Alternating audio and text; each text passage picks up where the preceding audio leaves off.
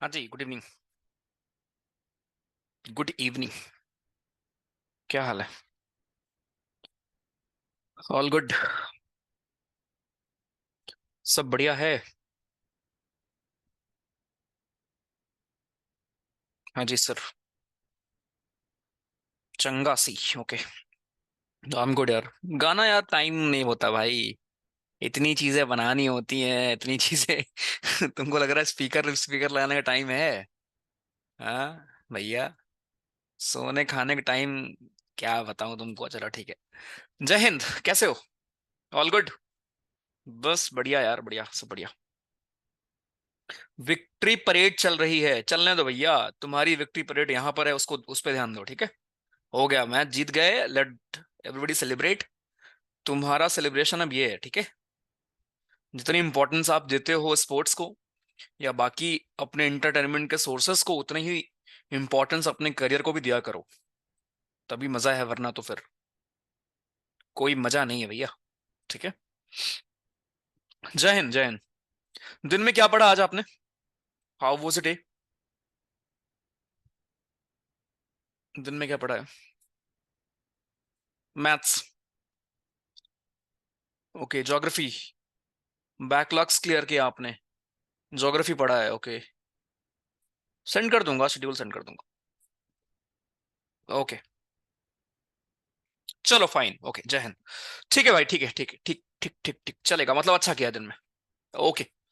सो जय Hind. Physical geography. Okay. Physical geography की class है हमारी ये, जो हम यहां पर करेंगे। ओके। कुछ तगड़े क्वेश्चंस हैं, हाई लेवल क्वेश्चंस हैं, कुछ बेसिक क्वेश्चंस हैं। तो पहले मैं आपको वार्न कर दूं कि हाँ, ज्योग्राफी अगर आपसे डायरेक्टली पूछेगा वो, तो आप कर लोगे, है ना? ज्योग्राफी में अगर वो एक लाइन का क्वेश्चन पूछेगा, जो पूछता रहा है, तो आप आराम से कर लोगे। लेकिन इस क्लास में, थ्रू दिस क्लास, मैंने ये इंश्योर करने की कोशिश की है, या मैं करूंगा, कि आपसे जो वो हाई लेवल क्वेश्चंस पूछेगा, ठीक है, जो आपसे वो हाई लेवल क्वेश्चंस पूछता है, या जो आपको वो कंफ्यूज करता है वर्ड्स में, वर्ड्स के साथ जो वो खेलता है, ओके, उन सब चीजों की तैयारी हम आपको करा पाए। ये बालक मेरा एम है, ठीक है? ये यहां पर एम है। सो फिजिकल ज्योग्राफी पूरा जितना आपने पढ़ा है सर, उसका रिवीजन करेंगे।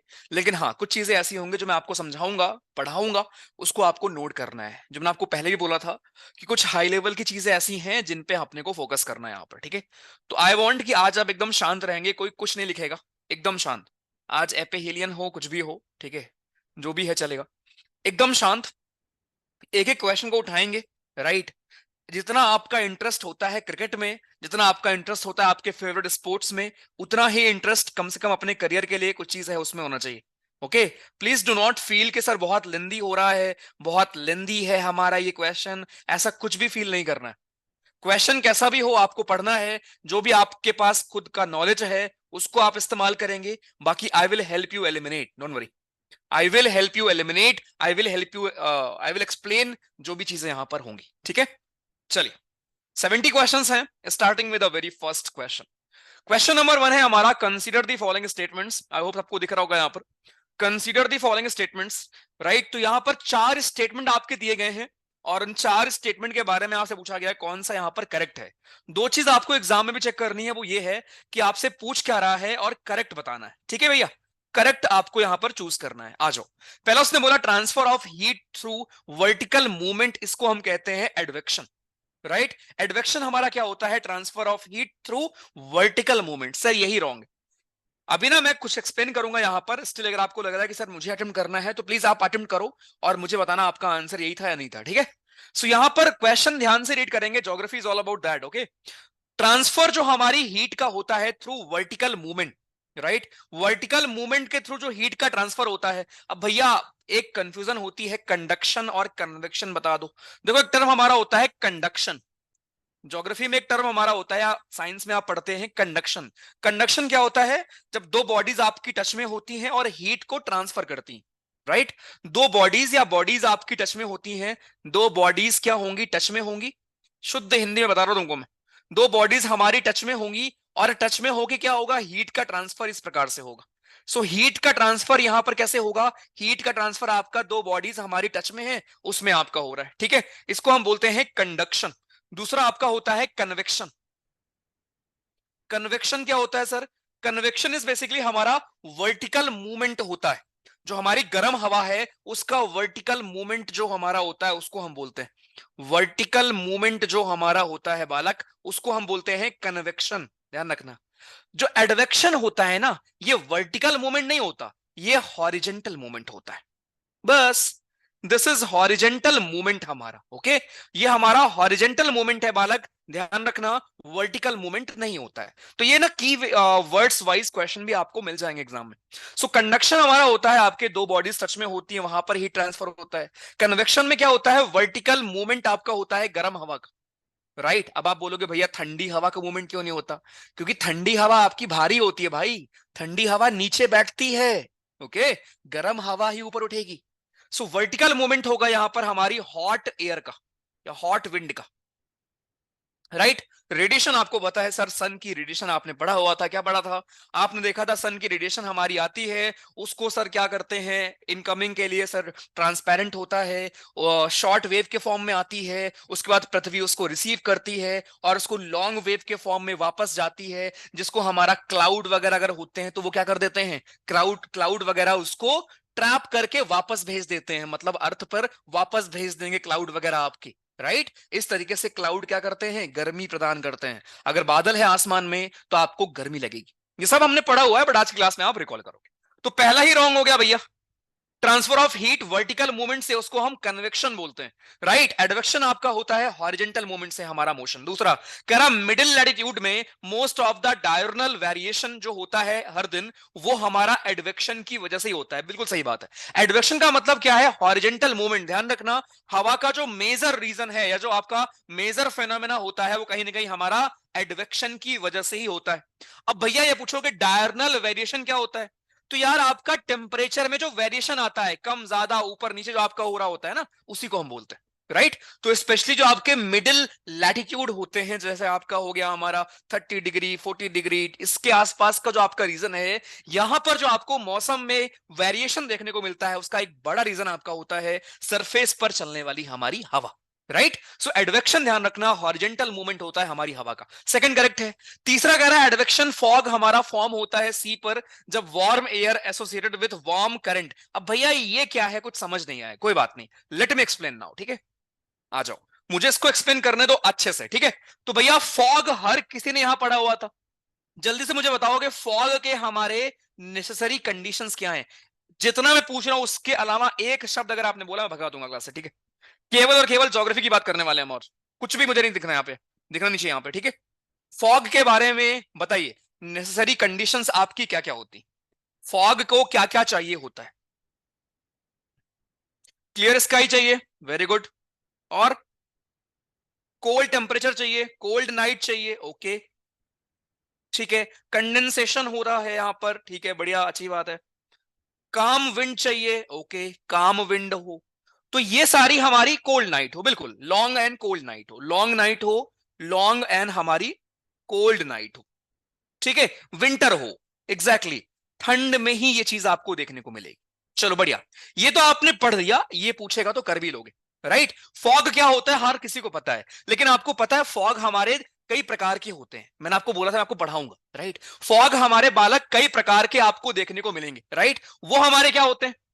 फॉग कई प्रकार के होंगे, जैसे मान लो एक फॉग आपका होता है रेडिएशन फॉग, ध्यान दो प्लीज। एक फॉग हमारा होता है बालक रेडिएशन फॉग, रेडिएशन फॉग हमारा एक होता है। अब रेडिएशन फॉग क्या होता है? जो हमारा रेडिएशन फॉग होता है वही हमारा रेडिएशन इन्वर्जन भी होता है, राइट। इन्वर्जन आप रिकॉल करो, इन्वर्जन क्या था सर? नीचे टेम्परेचर हमारा क्या हो जाता है, इंक्रीज हो जाता है, ऊपर डिक्रीज हो जाता है, इसी को हम इन्वर्जन बोलते थे, राइट। चलो वापस आते हैं, तो रेडिएशन फॉग क्या होता है? अब समझो रेडिएशन फॉग बनता कैसे। विंटर में क्या होगा, जो ग्राउंड सरफेस है, राइट, वो रात में क्या करेगा, रात में वो अपनी हीट को लूज कर देगा, राइट। किस फॉर्म में लूज करेगा? रेडिएशन के फॉर्म में लूज करेगा, और लूज करके क्या हो जाएगा, जमीन आपकी ठंडी हो जाएगी, बिकॉज ऑफ दिस जो हमारे जमीन के नजदीक वाटर वेपर है वो कंडेंस हो जाएंगे और बना लेंगे फॉग। दैट्स इट, खत्म।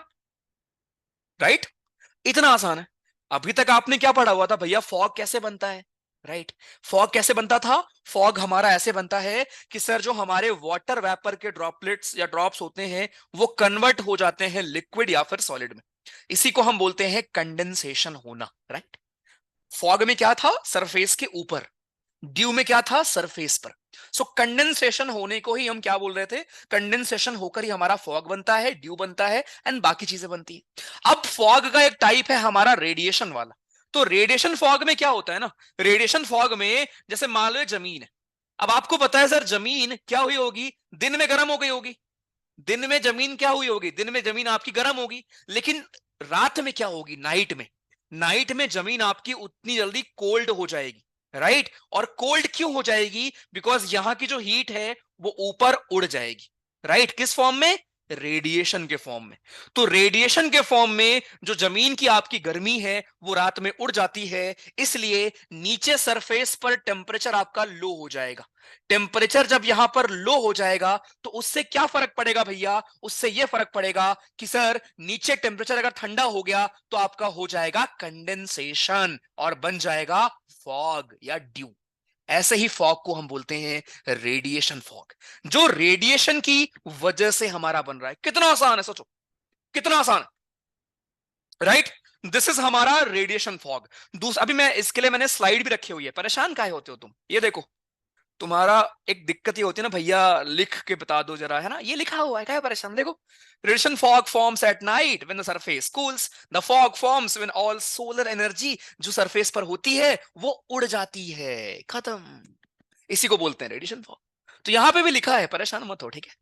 पूरा मतलब ये वो चीजें आप पढ़ रहे हो जो एकदम आपके हाई लेवल एग्जाम में पूछ सकता है, चाहे तुम्हारा सीएपीएफ होगा, चाहे तुम्हारा सीडीएस होगा, एनडीए होगा, कोई भी दुनिया का एग्जाम तुम दे रहे हो। ठीक है, तो पहला चीज तो क्लियर, समझने पर फोकस करो। डेफिनेशन आपको मिल जाएगी, बट ये हो कैसे रहा है, अगर आपको इमेजिनेशन अगर आपका अच्छा हो जाएगा तो फिर बल्ले बल्ले। ठीक है, पहला हमारा हो गया रेडिएशन फॉग, मैं रिपीट भी कर दूंगा इफ यू वांट, कोई दिक्कत नहीं। दूसरा हमारा है एडवेक्शन फॉग। अब ये एडवेक्शन फॉग भैया क्या होगा, ध्यान दो। एडवेक्शन फॉग, आपको पता है एडवेक्शन क्या होता है? Horizontal movement. So advection fog हमारा कब होता है? जब आपका वार्म एयर मास किसी एक कोल्ड सरफेस के ऊपर मूव कर जाता है, और क्योंकि कांटेक्ट में आने की वजह से क्या होगा, जो आपका वार्म एयर है वो ठंडी हो जाती है, और ठंडी होने की वजह से क्या होगा, जो आपके मॉइस्चर प्रेजेंट होंगे, राइट, वो कंडेंस होने लगेंगे, और यहीं पर बन जाएगा हमारा एडवेक्शन फॉग। खत्म। बनना फॉग ही है, बस अलग अलग जगह बनता है, अलग अलग तरीके से बनता है। राइट, इसीलिए हम उसके अलग अलग नाम रखते हैं। हो कंडेंसेशन ही रहा है, बिना कंडेंसेशन के फॉग नहीं बनेगा ना भाई। सो एडवेक्शन फॉग में क्या होता है, इमेजिन करो, मैंने आपको पढ़ाया था कैलिफोर्निया करंट, याद है? ओशन करंट में मैंने आपको पढ़ाया था कि ये मैं मान लेता हूं कैलिफोर्निया का रीजन, हमारा कैलिफोर्निया का रीजन, यहीं पर आपकी कैलिफोर्निया कोल्ड करंट थी, अगर आप याद कर पाए। कैलिफोर्निया कोल्ड करंट थी आपकी यहीं पर, कैलिफोर्निया कोल्ड करंट, ऊपर से वैसे नीचे आएगी। Right, okay. तो एडवेक्शन करंट में क्या होता है, जब कोई गर्म एयर मास, जैसे मान लो जमीन पर क्या होगा, गर्म हवा होगी, राइट, वार्म हवा होगी, वार्म विंड। पानी पर क्या होगा, क्योंकि आपकी कोल्ड करंट है तो यहां पर कूल हवा होगी, कूल विंड होगी। जब ये गर्म हवा जब ये गर्म हवा कूल हवा के साथ मिल जाती है तो इस गर्म हवा को भी ये कूल हवा क्या करती है, ठंडी बना देती है। राइट, और अगर इसको ठंडा कर देगी तो यहां पर हो जाएगा कंडेंसेशन, और इसकी वजह से जो फॉग बनता है उसी को हम कहते हैं एडवेक्शन फॉग। खत्म। राइट, एक इंपॉर्टेंट ये है कि एडवेक्शन फॉग वगैरह आपको कहां देखने को मिलेंगे? ये आपको देखने को मिलते हैं जहां पर कोल्ड करंट होती है, जहां पर पानी में कोल्ड करंट होती है, या कोस्टल रीजन्स में, कोस्टल एरियाज में जहां कोल्ड करंट होती है, जहां पर दो प्रकार के हमारे एयर मास मर्ज हो रहे होते हैं, राइट, वहीं पर आपको एडवेक्शन करंट देखने को मिलती है। सो रेडिएशन फॉग और एडवेक्शन फॉग, दोनों फॉग बालक जी मैं यहां पे आपके लिए सर अच्छे से एकदम रिपीट कर दे रहा हूं, ठीक है। पहले बात तो फॉग सबको यहां पर क्लियर होगा, फॉग कैसे बनता है, कंडीशंस क्या चाहिए, वो चीज कॉमन है सब में, राइट। अब अलग अलग तरीके से अलग अलग जगह पर हो रहा होता है, इसलिए उसको हम अलग अलग नाम देते हैं। जैसे आपका एक फ्रंटल फॉग भी होता है। फ्रंटल फॉग में क्या होगा बताने की जरूरत है, आपका cold air mass, cold front warm front के साथ मिलेगा और वहां पे बन जाएगा फॉग, राइट। तो अलग अलग फॉग के हमारे ये टाइप्स, ठीक है। सो रेडिएशन फॉग में क्या होता है, ये रात में होता है। रेडिएशन फॉग आपको नॉर्मली रात में देखने को मिलेगा, जहां पर क्या होगा, जहां पर हमारे जो धरती की गर्मी है वो गायब हो जाएगी ऊपर, और जब गायब हो जाएगी तो नीचे टेम्परेचर आपका डाउन हो जाएगा। टेम्परेचर अगर डाउन हो जाएगा तो क्या हो जाएगा, कंडेंसेशन हो जाएगा और फॉग बन जाएगा या ड्यू बन जाएगा। इसी को हम बोलते हैं रेडिएशन फॉग, या इसी को हम बोलते हैं रेडिएशन आपका जो भी, ठीक है। दूसरा, एडवेक्शन फॉग में क्या होता है, ध्यान देना अंतर क्या है। आपको लगेगा भैया सेम ही चीज तो हो रही है, हाँ सेम ही चीज हो रही है, कंडेंसेशन ही होगा, बस जगह का अंतर है और तरीके का अंतर है। एडवेक्शन फॉग में क्या होता है, आपकी जो गर्म हवा है वो कूल हवा के साथ मिक्स हो जाती है। तो कूल हवा क्या करेगी, आपकी उस गर्म हवा को ठंडी कर देगी थोड़ी बहुत, और उससे क्या होगा, जो वहां पे पार्टिकल्स मौजूद होंगे वो ठंड की वजह से कंडेंस हो जाएंगे और किस में कन्वर्ट हो जाएंगे, फॉग में कन्वर्ट हो जाएंगे। इसी को हम बोलते हैं advection fog. So advection fog and radiation fog दोनों आपको क्लियर। अब आते हैं क्वेश्चन पर, सर दोनों ही स्टेटमेंट हमारे सही थे। एडवेक्शन फॉग फॉर्म्स कहां पर होता है, देखो सी पर, सी के करीब आपका फॉर्म होगा जब वार्म एयर हमारी, right, associated with warm current, देखो वहां पर आपका कंडेंसेशन होता है, बिल्कुल सही बात। Advection fog is formed through condensation caused by advecting air passing, मतलब कि जो हॉरिजॉन्टल आपकी हवा बह रही है वो कूल सरफेस पर जाएगी, उससे मर्ज हो जाएगी और इससे क्या होगा, वो भी ठंडी हो जाएगी और कंडेंसेशन हो जाएगा। तो केवल फर्स्ट स्टेटमेंट रॉन्ग था, सेकंड थर्ड फोर्थ हमारा सही था। तो आपने क्वेश्चन सॉल्व किया एक, और साथ में कुछ नई चीज सीखी जिसको आपने नोट किया। अच्छे से क्लियर।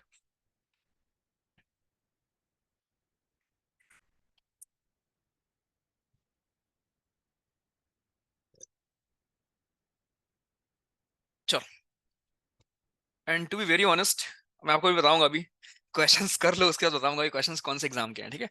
चल, सेकंड क्वेश्चन, अब ये तुम बताओगे, अब इसका मैं पोल दे रहा हूं, ध्यान से पहले रीड करोगे, कोई हड़बड़ी जल्दबाजी नहीं है, जिसको है प्लीज निकल लो, गलत जगह तुम, ठीक है। अगर आपको हाई लेवल क्वेश्चंस करने हैं, सीखना है, तो कोई हड़बड़ी नहीं है, सिर्फ रटना नहीं है इधर, ठीक है। एफर्ट्स लगेगा, जितना आप फोकस लगाते हो मैच में या कहीं और फन करने के लिए, उतना ही फोकस यहां लगने वाला है। चलिए बताइए, विच of the following statements about, even मैं प्लान कर रहा था कि एक क्लास क्लाइमेरोलॉजी की और करेंगे ऑन यूट्यूब, एक और प्रैक्टिस तुम्हारे लिए हो जाएगी, जहां पे सिर्फ क्वेश्चन क्वेश्चन नहीं करेंगे। सो भैया जी, क्योंकि इंटरेस्टिंग टॉपिक है, यहां से क्वेश्चंस खूब आते हैं, इस बार भी आया था, दिखाऊंगा मैं आपको प्योर, एनडीए में भी आया था, सीटीएस में भी आया था। हम्म, कृपया जवाब दीजिए पोल में, पहले पढ़ लो उसके बाद जवाब दो। क्वेश्चन ये है और इनकरेक्ट पूछा गया है, मैं क्या बोलूं तुमको मैं, भाई पढ़ लिया करो यार। विच of the following statements about radiation fog is incorrect. Radiation fog आपका फॉर्म होता है सनसेट के बाद, मतलब रात में, जब आपका ग्राउंड कूल होने लगता है because of your thermal radiations, right. Clear sky चाहिए, काम विंड चाहिए, लॉन्ग नाइट चाहिए, यार कोई भी फॉग होगा, हर फॉग को यही चाहिए होता है। तीसरा है, radiation fog forms when all solar solar energy exit कर देती है अर्थ को और अलाउ करती है टेम्परेचर को कि वो ड्यू पॉइंट से मिल जाए। ड्यू पॉइंट का मतलब जिस पॉइंट पर आपका, जिस टेम्परेचर पर आपका कंडेंसेशन होता है। कितने आसान पॉइंट्स हैं, अभी आपको कितने आसान लग रहे होंगे। उसने पूछा है इनकरेक्ट बताइए, चलो वेरी गुड, तीनों ही सही है भैया, क्या गलती है इसमें, यही तो बताया तुमको मैंने। भैया रेडिएशन फॉग में क्या होता है, जो आपकी मान लो ये सरफेस है, जमीन है, ठीक है। अब सरफेस हीट अप है आपकी, दिन में क्या हुआ, सरफेस में हीट है। रात में क्या होगा, नाइट, रात के समय पर क्या होगा, रात के समय पर ये सारी हीट आपकी उड़ जाएगी, ये सारी हीट हमारी उड़ जाएगी, और जब ये हीट उड़ जाएगी मतलब एग्जिट कर देगी अर्थ के सरफेस को, तो नीचे टेम्परेचर आपका कम हो जाएगा, कितना कम, ड्यू पॉइंट के बराबर हो जाएगा। ड्यू पॉइंट क्या होता है, जिस पॉइंट पर, जिस टेम्परेचर पर आपका कंडेंसेशन होता है। सो नीचे का टेम्परेचर डाउन होकर ये बन जाएगा जिस पर आपका कंडेंसेशन होगा। तीनों सही है हमारे। इनकरेक्ट पूछा गया था, कोई इनकरेक्ट नहीं है आप, राइट। अभी आपको सो कॉल्ड टफ क्वेश्चन है तुम्हारा, राइट, लेकिन देख लो कितना आसान बन गया, अरे सबसे हुआ, समझ में आया। तीनों चीजें।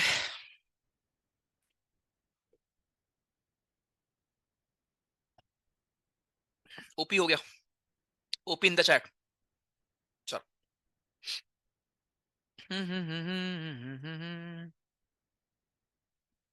ठीक है, ध्यान रखना। थर्ड, चलिए, एडवेक्शन फॉग, अपस्लो फॉग। अब ये भैया क्या होता है, एक बार मैं आपको दिखा देता हूं, ठीक है, स्लाइड में आ जाओ। देखो, आपने रेडिएशन फॉग पढ़ लिया, ठीक है, कि हमारा रेडिएशन फॉग क्या होता है, आपने देख लिया अच्छे से, ठीक है भैया। अब दूसरा हमारा देख लो, ये आपका रेडिएशन फॉग है, जो नॉर्मली अगर आप नॉर्थ इंडिया की बात करोगे ना, भारत में नॉर्थ इंडिया की अगर आप बात करोगे तो नॉर्थ इंडिया में आपको मेनली रेडिएशन फॉग ही देखने को मिलता है, ठीक है। ठंड में क्या होता है हमारे यहाँ पर, क्योंकि दिन में देखो यार, कितना भी ठंड हो, दिन में गर्मी होती है ना हमारे यहाँ नॉर्थ इंडिया में, क्योंकि सन होता है। तो रात में क्या होती है, वो गर्मी उड़ जाती है ऊपर। अगर वो गर्मी ऊपर उठ जाएगी तो नीचे क्या होगा, टेम्परेचर डाउन हो जाएगा और फॉग बन जाएगा। इसी फॉग को हम बोलते हैं रेडिएशन फॉग, ठीक है। दूसरा हमारा होता है एडवेक्शन फॉग। अब ये देखो, एडवेक्शन फॉग क्या होता है, आपके कोस्टल रीजन में आपको देखने को मिलता है, ठीक है। देखो, एडवेक्शन फॉग फॉर्म्स जब आपका वार्म मॉइस्ट हवा कोल्ड सरफेस में घुल मिल जाती है। उससे क्या होगा, जो आपकी ठंडी हवा है वो गर्म हवा को भी कूल कर देगी, और कूल करने से क्या होगा, आपका टेम्परेचर डाउन हो जाएगा, और उससे ये होगा कि आपका कंडेंसेशन हो जाएगा, जिससे आपका फॉग बन जाए। देख लो, this type of fog is very common in Pacific north west, मतलब कि पैसिफिक ओशन, कैलिफोर्निया करंट, उधर आपको ये सर बहुत देखने को मिलेगा, ठीक। तीसरा, ये आपका क्वेश्चन आ रखा है एग्जाम सीडीएस 2 2023 का। अब ये मत बोलना भैया इसको आप कर दो, देख लो। Radiation fog is associated with radiation cooling of the land at night. Advection fog forms when moisture is blown over a cold surface. कितना बच्चों वाला क्वेश्चन अभी बन गया है, कितना बच्चों वाला क्वेश्चन बन गया अभी ये, ठीक है। इसलिए मैं आई जस्ट वांट कि आप प्लीज फोकस्ड रहो, ठीक है, आज की क्लास में। और शुरू में ही फोकस करना है, उसके बाद तो बस आसान क्वेश्चन है। शुरू में ही आपके 10 क्वेश्चन बहुत तगड़े हैं, जहां से सर क्वेश्चन श्योर शॉट आना ही आना है, ठीक। आप जितनी बार बोलोगे मैं रिपीट कर दूंगा मेरे भाई, जितना टेस्ट बोलोगे मैं बना दूंगा, बट आई एक्सपेक्ट कि हाँ, प्लीज एग्जाम में गलती नहीं करना है, ठीक है, इतना मेहनत करने के बाद, ठीक है। चलो, अब ना इसको एक बार समझ लेते हैं, अप स्लोप क्या है, कुछ नहीं है, ठीक है। अप स्लोप फॉग कहां बनता है, ये मोस्टली आपका जहां पर ऐसे स्लोपी रिज वगैरह होते हैं ना, वहां बनता है। कैसे बनता है, देखो आपको पता है भैया, कि अगर मान लो कोई पहाड़ है, ठीक है, पहाड़ में क्या होगा, जो आपकी ठंडी हवा होती है वो नीचे की ओर गिरती है, कोल्ड हवा आपकी नीचे होगी, राइट। गर्म हवा आपकी ऊपर होगी, यहां पर गर्म हवा ऊपर होगी। तो होता क्या है, यहां पर कोल्ड एयर गर्म हवा को पुश कर देती, राइट, और मिक्स हो जाती है। सेम यहां भी तो वही हो रहा है, बस जगह का फर्क है यार, जगह का फर्क है। होगा तो कंडेंसेशन ही ना, अगर आपको फॉग बनाना है तो कंडेंसेशन ही तो होगा भैया। चाहे तुम कहीं करा लो, पहाड़ पे करा लो, वैली में करा लो, नदी के ऊपर करा लो, कहीं करा लो, बस सबके नाम अलग होंगे। तो अपस्लोप का मतलब ही दिख रहा है आपको, स्लोप के ऊपर। अपस्लोप फॉग कब फॉर्म होता है, जब आपकी मॉइस्ट हवा हमारे किसी राइजिंग टेरेन में ऐसे ऊपर की ओर जाती है, यहां पर ऊपर की ओर जाएगी, ठंडी हो जाएगी, और यहां पर हो जाएगा कंडेंसेशन। इसी को हम बोलते हैं अप स्लोप फॉग। देख लो, forms on top of mountain, mountain के ऊपर जो आपको ऐसे फॉगी फॉगी दिखता है, राइट, उसी को हम बोलते हैं अप स्लोप फॉग आपका, ठीक, सिंपल। आ जाओ, तीसरा फिर आपका फ्रंटल फॉग। ये आपको पता है, हमारा वार्म फ्रंट और कोल्ड फ्रंट, राइट। हमारा वार्म फ्रंट और कोल्ड फ्रंट में क्या होता है, इसका बेस्ट एग्जांपल बताऊं मैं आपको। इसका बेस्ट एग्जांपल है तुम्हारा, जो मैंने आपको पढ़ाया था, ओशन करंट। जहां पर आपकी कोल्ड करंट, ध्यान दो, जहां पर कोल्ड करंट और वार्म करंट मिलती थी। कोई मुझे आप ऐसा लोकेशन बताओ जहां पर कोल्ड और वार्म करंट मिलती थी, और साथ में मुझे करंट का नाम बताओ जल्दी से, करंट का नाम भी बताओ मुझे।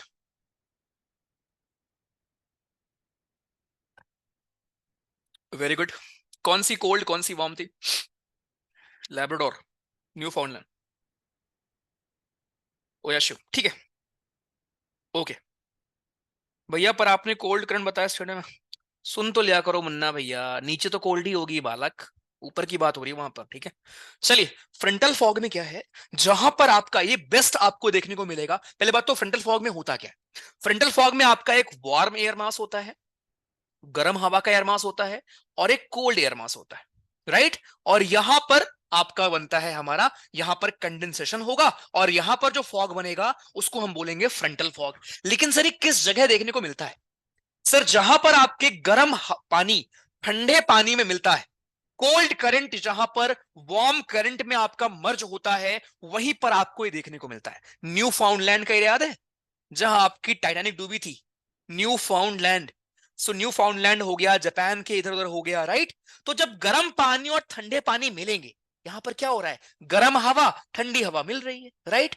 तो इसीलिए यहां पर याद करो, मैं आपको पढ़ाया था, फॉगी इन्वायरमेंट होता है।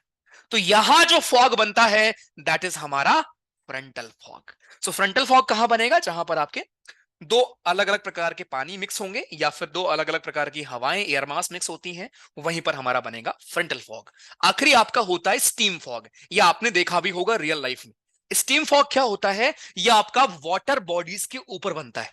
कभी आप जाओ, अगर आप ध्यान से देखो, इवन जो मैंने आपको उस दिन एक वीडियो शेयर किया था केरला से, उसमें भी अगर आप दोबारा देखोगे ना, वाटरफॉल वाले में, राइट, या नहीं वाटरफॉल का नहीं, मुन्नार का जो मैंने आपको एक स्टोरी लगाया था मैंने, है ना, मुन्नार की जो मैंने एक स्टोरी लगाई थी, मैं आपको दोबारा दिखा दूंगा, उसमें जो नदियों के ऊपर ऐसे फॉग उड़ रहा है, दैट इज स्टीम फॉग। तो स्टीम फॉग क्या होता है? स्टीम फॉग आपका लेक के ऊपर, अरे आपने देखा होगा ऐसी फोटोज यार, नैनीताल वगैरह अगर आप गए हैं, लेक के ऊपर आपका ऐसे फॉग ऐसे उड़ रहा है।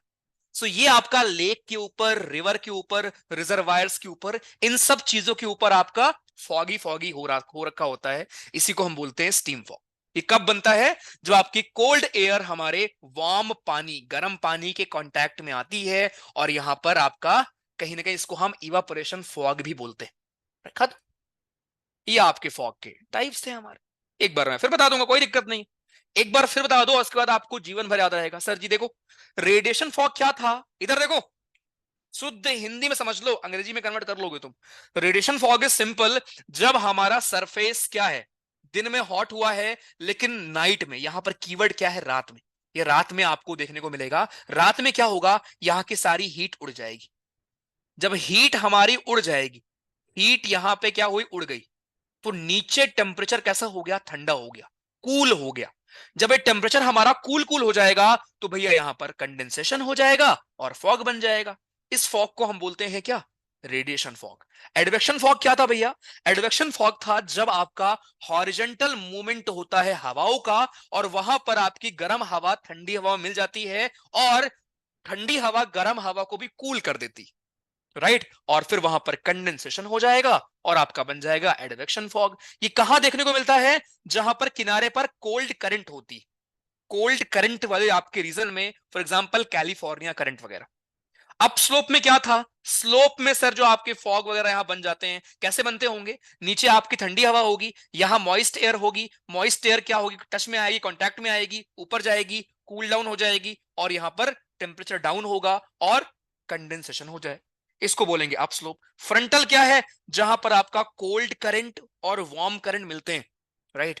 कोल्ड प्लस वार्म करंट जहां पर मिलते हैं, या आप ऐसे बोल लो, जहां पर वार्म एयर मास और कोल्ड एयर मास हमारे मिल रहे होते हैं, राइट, वहां पर आपको फ्रंटल देखने को मिलता है। मैंने आपको फ्रंट्स भी पढ़ाए हुए थे। और लास्ट में स्टीम फॉग, सबसे आसान है स्टीम फॉग। जो आपके वाटर बॉडीज के ऊपर फॉग हमारा उड़ रहा होता है, वाटर बॉडीज के ऊपर जो हमारे अलग अलग फॉग उड़ रहे होते हैं, उन्हीं को हम बोलते हैं स्टीम फॉग। बस। तो इसको प्लीज आज के बाद नहीं बोलेंगे।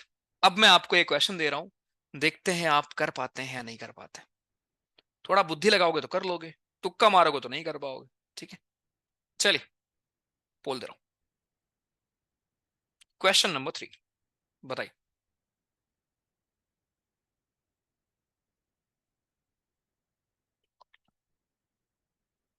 हम्म, मजा आ गया। Advection fog, upslope fog, radiation fog.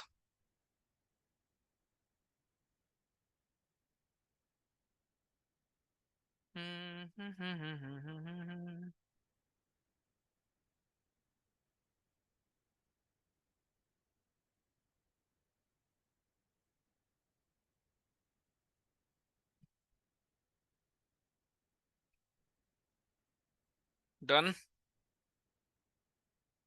आराम से सोचो, गलतियां करो, लेकिन जब मैं समझाऊं तो उसको फिर नोट करो और उसका रिपीट मत करना।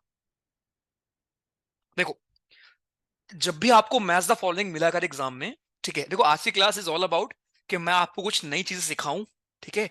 दूसरा, मैं आपको क्वेश्चन करना सिखाऊं। एग्जाम में वही करना है अपने को, ठीक है। देखिए, एडवेक्शन फॉग, अपस्लो फॉग, आपने देखा भैया। रेडिएशन फॉग क्या होता है, सब कुछ छोड़ो, इसको तो कर लोगे। रेडिएशन फॉग क्या होगा? रेडिएशन फॉग आपका सर कहां पर होगा? रेडिएशन फॉग हमारा होगा आपका बालक कहां पर? हम्म अरे जब इन्वर्जन देखने को मिलेगा और कहां पे होगा? इन्वर्जन क्या था? इन्वर्जन में यही तो था भैया, राइट। रेडिएशन फॉग, और जहां पर आपको टेम्परेचर इन्वर्जन देखने को मिलेगा उधर ही तो मिलेगा आपको रेडिएशन फॉग। कैसे, समझो इस बात को। अगर मैं आपको ये बोल रहा हूं कि आपको क्लियर स्काई चाहिए, तो आपका एक बार मैंने आपको ऑडियो नोट भी भेजा हुआ है इसके लिए यार, ठीक है, कि क्लियर स्काई क्यों चाहिए। आपका डाउट था कि भैया अगर मुझे इन्वर्जन में टेम्परेचर हाई चाहिए तो फिर क्लियर स्काई क्यों चाहिए? बिकॉज अगर क्लाउड होता है तो वो क्या करता है, वो आपके हीट को ट्रैप करके वापस भेज देता है, राइट। तो क्यों चाहिए? वो इसलिए चाहिए बिकॉज भैया जो नीचे की हमारी हीट है ना, ध्यान दो, इन्वर्जन के लिए भी, फॉर इन्वर्जन, ठीक है, इन्वर्जन के लिए भी, और साथ साथ हमारे फॉग के लिए भी क्या करना होता है आपको? क्लियर स्काई चाहिए होता है। क्यों? जिससे कि जो हमारी हीट ट्रैप हुई है, राइट, वो क्या हो, वो हमारी उड़ जाए ऊपर, वो हमारी ऊपर आसमान में उड़ जाए, राइट। क्योंकि अगर वो ट्रैप हो जाएगी भैया, तो फिर ऊपर टेम्परेचर आपका डाउन ही रहेगा ना, राइट। तो वो आपका उड़ जाएगी, ऊपर उड़ जाएगी, तो ऊपर जाके आपका टेम्परेचर क्या हो जाएगा? बढ़ जाएगा। और इन्वर्जन में क्या होता है? ऊपर जाने पर टेम्परेचर आपका घटने की बजाय बढ़ने लगता है। सिंपल, ठीक है। तो इसका तो भैया सही लिखा है, राइट। एडवेक्शन फॉग में क्या होता है? जब वार्म एयर, देख लो अभी बताया, जब तुम्हारी गर्म हवा ठंडी हवा के साथ मिक्स हो जाएगी और गर्म हवा को भी वो कूल कर देगी। अप स्लो फॉग और valley fog. Valley fog I know नहीं पढ़ा है मैंने। वैली फॉग यार सिंपल सा है, आपका वैली में होता है, जहां पर आपकी सर जो मिट्टी विट्टी होती है, राइट, वो because of rainfall temperature down होता है, वहां फॉग बन जाता है, ठीक है। सो वैली फॉग आपके वैली में होता है, ठीक है। चारों ही वैसे यहां पर हमारे करेक्ट है। अप स्लो फॉग क्या होता है? जो आपके ओरोग्राफिक अपलिफ्ट होता है। अब ये मत बोलना भैया ओरोग्राफिक क्या होता है। अबे ओरो का मतलब माउंटेन होता है प्रभु, माउंटेन। कहीं भी अगर आपको ओरो वर्ड दिखे तो इसका मतलब पहाड़ होता है, पहाड़, ठीक है। तो दिस इज ओरोग्राफिक। आप एक पढ़ते हैं ओरोग्राफिक रेन। ओरोग्राफिक रेन हमारी पता क्या होती है? जो आपकी पहाड़ पर बारिश होती है ना, rain in mountain, rain in mountain. जैसे कि मान लो ये पहाड़ है, ठीक है। अब यहां पर कोई हमारी हवा आएगी पानी लेकर, तो हवा आएगी पहाड़ से टकराएगी, और इस तरफ बारिश होगी, इस तरफ बारिश नहीं होगी। तो दो साइड हमारी होते हैं पहाड़ में। इस साइड को हम बोलते हैं विंडवर्ड साइड, इस साइड को हम बोलते हैं लीवर्ड साइड, ठीक है। दो साइड होते हैं पहाड़ के। पहाड़ के देखो सिंपल सी बात है, अगर आपका एक पहाड़ है, एक हवा पानी लेकर आ रही है, पहाड़ ने रोक लिया, जिस तरफ बारिश होती है उसको हम बोलते हैं विंडवर्ड साइड, राइट। और जिधर बारिश नहीं होती उसको हम बोलते हैं लीवर्ड, या फिर rain shadow zone, rain shadow zone. और ऐसे ही रेनफॉल को हम कहते हैं ओरोग्राफिक रेनफॉल। तो ओरो वर्ड का मतलब पहाड़ से होता है। और आपको पता है अप स्लोप में भैया फॉग कहां बनता है? पहाड़ में बनता है। चारों ही पेयर हमारे करेक्ट है। बस देखो लैंग्वेज का कितना वो फर्क है, ठीक है, ध्यान रखना। चलिए परफेक्ट, बताइए। अब यहां आपको मैंने बोला है आइडेंटिफाई करो मैं कौन से फॉग के बारे में बात कर रहा हूं। अगर ये गलत हुआ तो भाई फिर मेरा पढ़ाना बेकार है, टू बी वेरी ऑनेस्ट, इतनी देर से। चलो प्लीज रीड करिए इंस्ट्रक्शंस को और फिर जवाब दो। इफ यू वांट हम कर लेंगे एक और क्लास वैसे। वैसे आपको नीड नहीं है, आपके लिए रिवीजन ही रहेगा, राइट। हम्म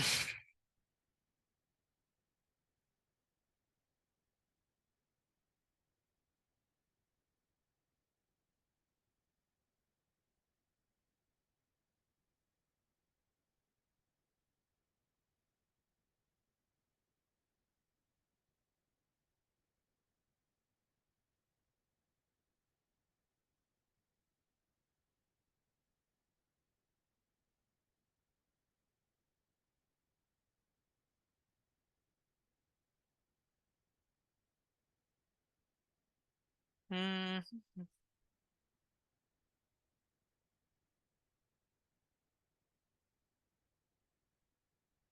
हो गया?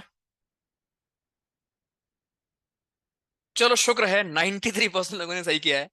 ये वाला हम बात कर, आप यहां समझ गए होंगे कि हमारे वाटर बॉडीज के ऊपर बनता है, ठीक है, रिवर्स हो गया, लेक्स हो गया, रिजर्वायर हो गया। This type of fog does not become very deep but enough to block some of the sunlight. The fog forms when cold air comes.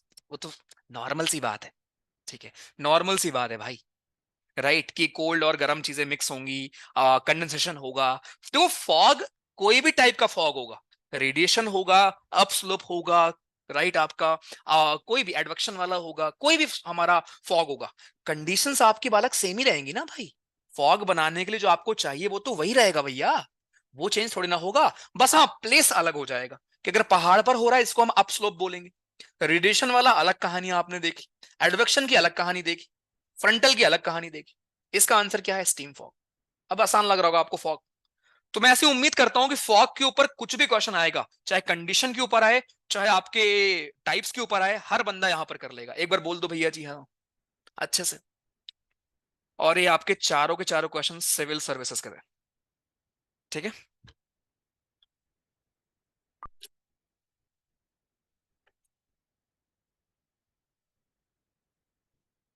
हम्म। हाँ जी बिल्कुल, फर्स्ट से ही खत्म हो गया था यार। आज बात नहीं कर रहा हूं मैं, ठीक है, इसलिए मैं उतना नहीं अलाउ नहीं कर रहा हूँ, ठीक है, कि भाई 70 क्वेश्चन है यार। रिवीजन लगेगा। अंशुल भैया यार, ये रिवीजन ही कर रहे हैं, लेकिन दोस्त पेपर तो आपका है ना यार, रिकॉल तो आपको करना है एग्जाम, है ना, रिकॉल तो आपको करना है भैया, तो यार रिवीजन तो आप करोगे ना यार। चलो, विच of the following statement is correct regarding temperature inversion? Inversion layers occur only in troposphere. Inversion layer in valleys is created due to nearby high mountains and hills.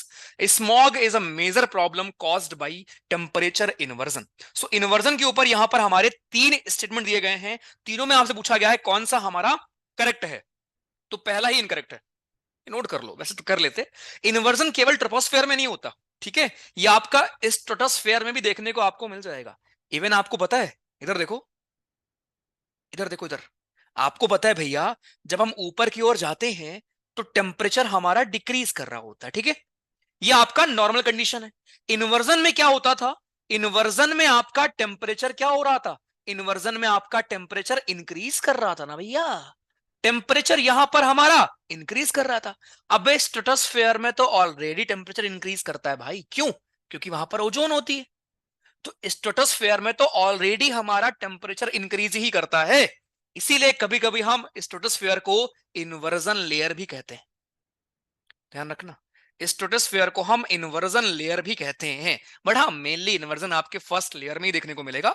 लेकिन अगर आपसे ये पूछे कि क्या केवल ही ओनली एंड ओनली ट्रोपोस्फेयर में, तो नहीं, ऐसा कोई रूल नहीं है। स्ट्रेटोस्फेयर में भी आपका इन्वर्जन आपको देखने को मिल जाएगा, और होता ही है भाई, वहां तो टेम्परेचर आपका ऊपर बढ़ने पर टेम्परेचर बढ़ता ही है, तो वहां तो नॉर्मली दिखता ही है, ठीक है। दूसरा, इन्वर्जन लेयर, ये तो डेफिनेशन दे रखी है उसने। इन्वर्जन क्यों होता है भैया जी?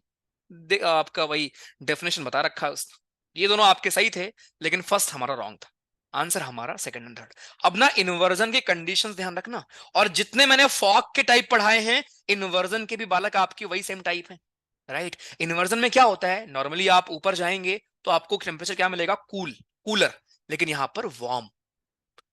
इस जगह पर आपको सर टेम्परेचर कैसा मिल जाएगा? आपको टेम्परेचर आपको थोड़ा गर्म मिल जाएगा, ठीक है। इवन ना इसका एक, कभी कभी आपसे वो पूछ लेता है, क्या बोलते हैं उसको, मैप, अरे सॉरी, क्या बोलेंगे उसको यार, ग्राफ, ठीक है। कभी कभी आपसे इसका ग्राफ बनाने को दे देगा कि जरा बताओ इन्वर्जन का ग्राफ कैसे होगा। कुछ नहीं भैया, इधर देखो, बच्चों वाली चीज है ये तो। ये मैंने मान लिया टेम्परेचर आपका नीचे है -40 डिग्री, -30 डिग्री, -20 डिग्री, ठीक है, फिर यहां पर 0, फिर यहां पर 10 डिग्री, फिर यहां पर 20 डिग्री, फिर 30 डिग्री प्लस में हो रहा है, ठीक है। और ये आपकी अलग अलग लेयर्स है हमारी। तो जैसे जैसे आप जाओगे, जैसे मान लो मैं बोलूं कि पहले लेयर में क्या हुआ, इन्वर्जन आपको देखने को मिला, राइट राइट। तो नॉर्मल कंडीशन में क्या होता? नॉर्मल कंडीशन में आपका ग्राफ कैसे जाता है? ये नॉर्मल कंडीशन में आपका ग्राफ ये जाता नेगेटिव की तरफ, क्यों? क्योंकि टेम्परेचर आपका डाउन होता है ना। लेकिन इन्वर्जन में क्या होगा, आपका ये ग्राफ हमारा पहले टेम्परेचर हमारा इंक्रीज करेगा, उसके बाद फिर डिक्रीज करेगा। तो कुछ इस शेप का आपका ग्राफ बनता है, क्योंकि मैंने नेगेटिव वैल्यू उधर ली है इसलिए ऐसे बना रहा हूं मैं, ठीक है। ध्यान रखना। ये क्या बना दिया भैया, कुछ समझ नहीं आया? अरे टेंशन काहे लेते हो, इधर आओ दोबारा देखो। आपको मैंने बोला कि इन्वर्जन में क्या होता है, शुरुआत में टेम्परेचर हमारा इंक्रीज करता है, इसीलिए मैंने ऐसे इधर बनाया है प्लस की तरफ। उसके बाद वापस टेम्परेचर डिक्रीज करने लगता है मेसोस्फेयर वगैरह में। ठीक है, तो ये कभी कभी ना आपसे ग्राफ पूछ लेता है कि जरा बताओ इन्वर्जन का ग्राफ कैसे बन सकता है। आपको उल्टा बना देगा, ऐसे करके दे देगा वो। ठीक है, ध्यान रखना। बाकी इन्वर्जन क्या होता है आपको पता ही है भैया जी, राइट। तो रेडिएशन इन्वर्जन क्या होगा भैया, सेम लॉजिक देखो। इन्वर्जन के भी आपके दो तीन टाइप हैं वही वाले, रेडिएशन, एडवेक्शन। एक बस आपका अलग है, कुछ नहीं है, ये भी सेम ही जो आपने पढ़ा अभी फॉग में, सेम हमारे इन्वर्जन के टाइप होते हैं। आज तो देख लेते हैं रेडिएशन इन्वर्जन क्यों होगा। इसमें कोई रॉकेट साइंस है? अरे भैया दिन में जमीन हो जाती है गर्म, रात में हो जाएगी ठंडी। देख लो भाई, radiation inversion develops at night, जब आपका ग्राउंड कूल डाउन हो जाता है और नीचे की जो हीट है वो ऊपर की ओर उड़ जाती है। इससे होगा क्या, इससे ये होगा कि नीचे टेम्परेचर कम, लेकिन ऊपर जाने पर टेम्परेचर बढ़ने लगेगा, क्योंकि नीचे की हीट ऊपर उड़ गई है। इसी हम इन्वर्जन को बोलते हैं रेडिएशन इन्वर्जन। बाकी ये कंडीशंस आपको रटे हुए हैं, फॉग के भी सेम कंडीशन थे, इन्वर्जन के भी सेम कंडीशन थे, दोनों सेम ही चीज। आ जाओ, एडवेक्शन में क्या होगा देख लो। Advectional inversion of temperature is also called dynamic inversion because it is always caused due to either horizontal or vertical movement of air। यहां पर क्या देखो, मिडिल लैटिट्यूड में most diurnal variation in daily weather are caused by advection alone। Northern India में summer season में local wind लू चलती है, वो भी एडवेक्शन मतलब हॉरिजेंटल विंड यार, राइट, कुछ नहीं। ठीक, ये देख लो क्वेश्चन आ रखा था तुम्हारे एग्जाम में। एक बस यहां पर अलग है, सबसिडेंस इन्वर्जन। इसमें क्या होता है, ये आपका एंटी साइक्लोनिक वे में बिहेव करता है। अब अगर मैं आपसे पूछूं भैया एंटी साइक्लोन क्या होता है, याद करिए। एंटी साइक्लोन में बीच में क्या था, बीच में आपका हाई प्रेशर बनता था और आपकी हवाएं यहीं पर नीचे की ओर गिरती थी ऐसे, याद आया? तो यही हमारा होता है सबसिडेंस इन्वर्जन, जहां पर ऐसे आपकी हमारे क्या होती हैं, हवाएं हमारी डिसेंड करती हैं।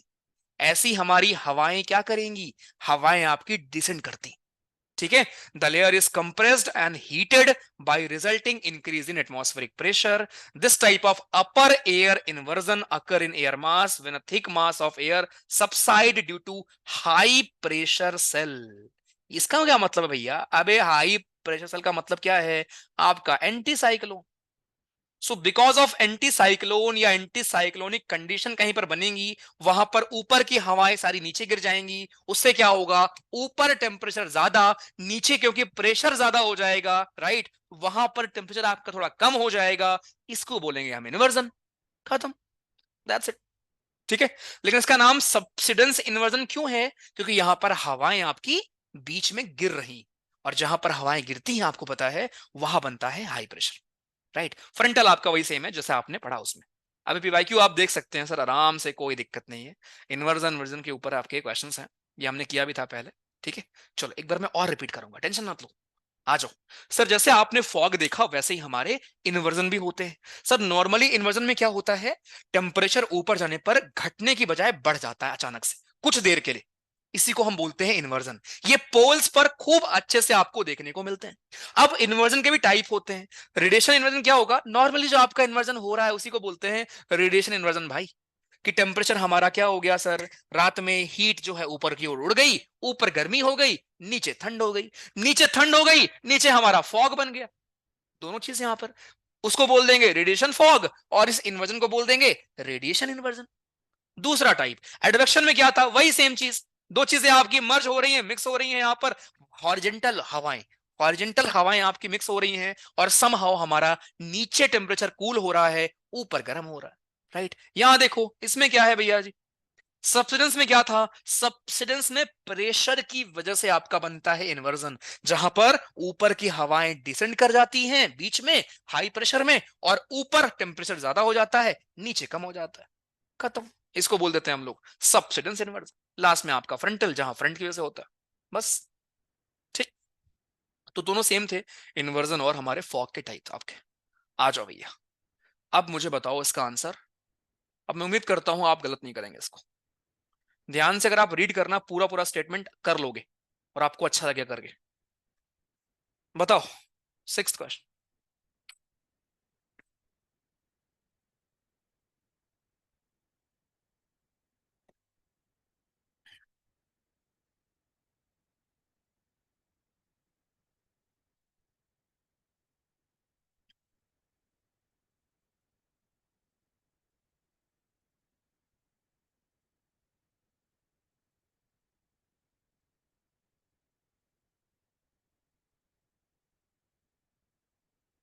हम्म, आराम से बताओ, टेंशन नहीं लेना, सोचो।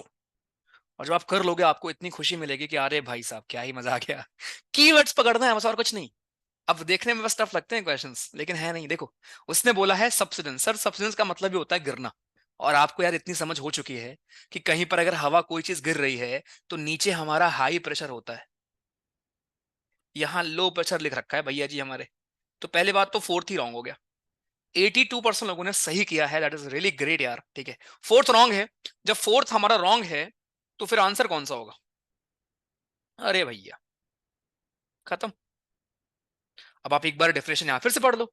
सब्सिडेंस इन्वर्जन क्या होता है? ये आपके जहां पर हवाएं हमारी डिसेंड करती हैं वहां पर बनता है, राइट? ये आपके नदन कॉन्टिनेंट्स में विंटर में कॉमन है, देख लो।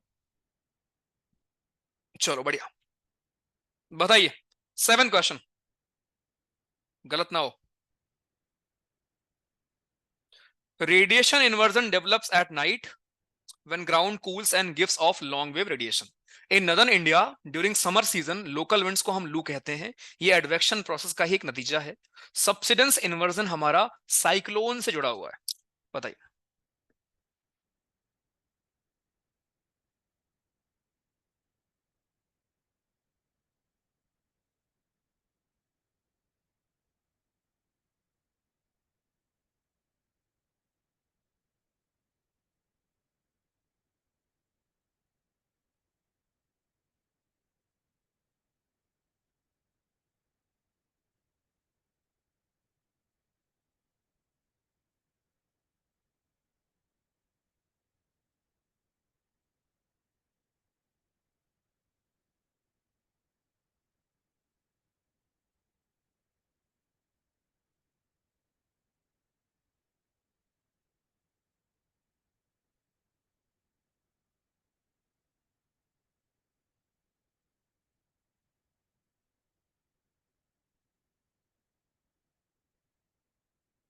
डन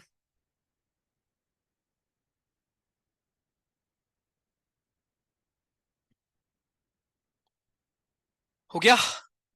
बस आपने एक लाइन मिस कर दी, बाकी सब कुछ अच्छा किया है। वो लाइन कौन सी थी पता है? साइक्लोन। मैं चिल्ला चिल्ला के थक गया, anti cyclone anti cyclone anti cyclone, और तुमने लास्ट में आके एकदम एंटी साइक्लोन। अरे भाई, हाई प्रेशर में हवाएं गिरती है ना। सब्सिडेंस इन्वर्जन में क्या होता है? हाई प्रेशर होता है ना। साइक्लोन के लिए आपको लो प्रेशर चाहिए होता है भैया। थर्ड रॉन्ग है, फर्स्ट एंड सेकंड सही है। देख लो कितना आसान क्वेश्चन था। कोई बात नहीं, ठीक है। यही चीज तो सीखनी है आपको यहाँ, इसीलिए आप आए हो यार। लेकिन ध्यान रखो आगे से, ठीक है।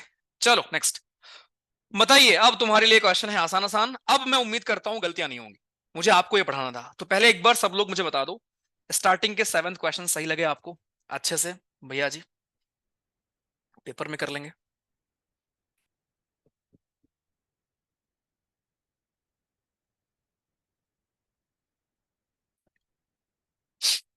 हम्म, इस वीकेंड करते हैं एक और क्लास, कोई दिक्कत नहीं। और मैं बना लूंगा इसके ऊपर क्वेश्चंस।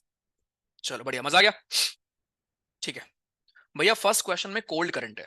फर्स्ट क्वेश्चन में कोल्ड करंट है मतलब कहां पर? कहां कोल्ड करंट?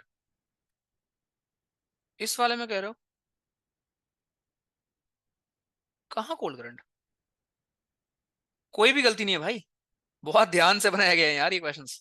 चलिए, 8th क्वेश्चन पोल दे रहा हूं, जवाब दीजिए पोल का।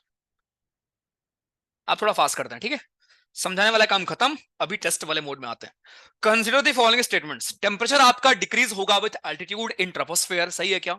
स्पीड ऑफ साउंड डिक्रीज होती है with altitude in troposphere. Atmosphere is heated, पहले पढ़ो ध्यान से। Atmosphere is heated more by incoming solar radiation than by terrestrial radiation.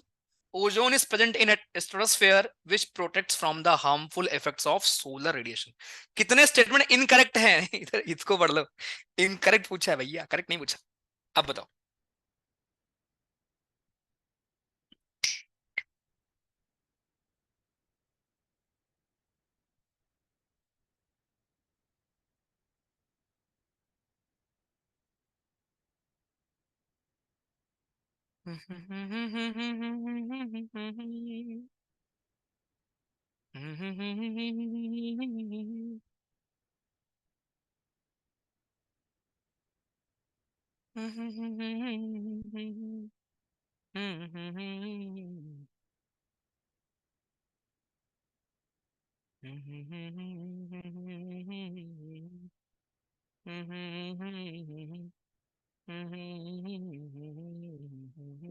Done.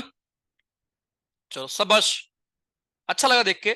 75% लोगों ने सही किया यार, ग्रेट। मतलब ये क्वेश्चन अगर आपने कर लिया तो you should be really happy. ठीक है, देखो पढ़ते ध्यान से। टेम्परेचर आपका डिक्रीज होगा विथ अल्टीट्यूड, क्या ये सही बात है? बिल्कुल सही बात।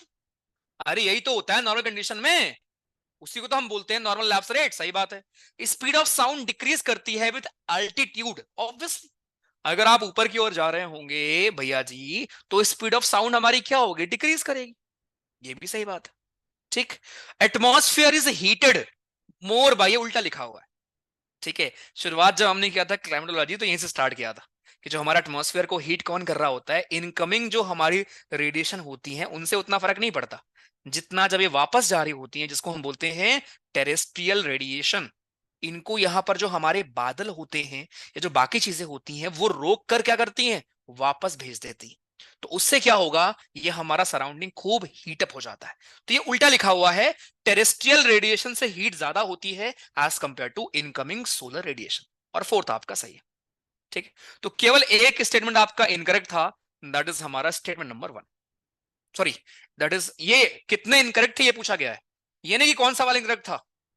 हाउ मेनी पूछा गया है। अगर मैंने 1 टिक किया है दैट डजंट मीन कि फर्स्ट वाला इनकरेक्ट था। यहां इसका मतलब यह है कि कोई एक स्टेटमेंट यहां पर सही था, सॉरी इनकरेक्ट था, और थर्ड वाला था हमारा वो जो आपका इनकरेक्ट था।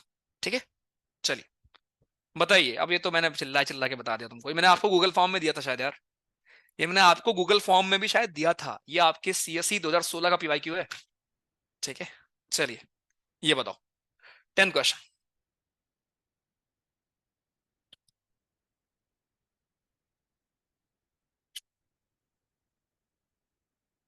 बोल दे रहा हूं।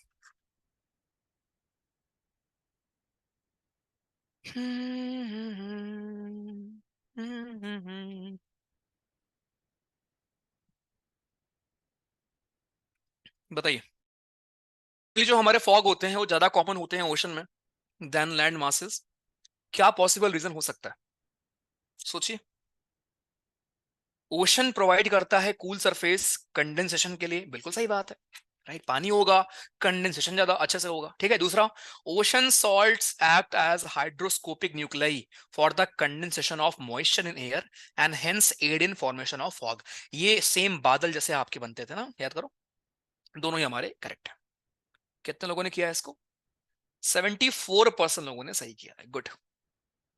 नेक्स्ट। 35% अप्रोक्सीमेटली वैल्यू है ये। 35% सोलर एनर्जी हमारी यूजफुल नहीं होती for heating of earth surface as well as atmosphere. That heat को हम कहते हैं albedo of the earth surface. Albedo आपका होता है अमाउंट ऑफ सोलर एनर्जी जो अर्थ रिसीव करती है after deducting the reflected insolation. Albedo आपका एक डायमेंशनलेस क्वांटिटी है, that is albedo of a particular surface और object can not be expressed in a unit. किसी भी यूनिट में आप इनको एक्सप्रेस नहीं करते। ठीक है, तो यहां पर पूछा गया कौन सा करेक्ट है, तो मैं कर दे रहा हूं आपके लिए। देखो पहला क्या इसने बोला है, 35% सोलर एनर्जी आपकी यूजफुल नहीं होती for heating of earth surface as well as atmosphere. That heat is called albedo. ये वो हीट है, एल्बिडो आपका वो होता है जो हीट आपकी रिफ्लेक्ट हो जाती है। ठीक है, मतलब ये सरफेस को हीट नहीं करती, रिफ्लेक्ट हो जाती है। तो ये, इसमें कोई गलती नहीं है, अप्रोक्सीमेट वैल्यू लिखा है, ये आपका सही है।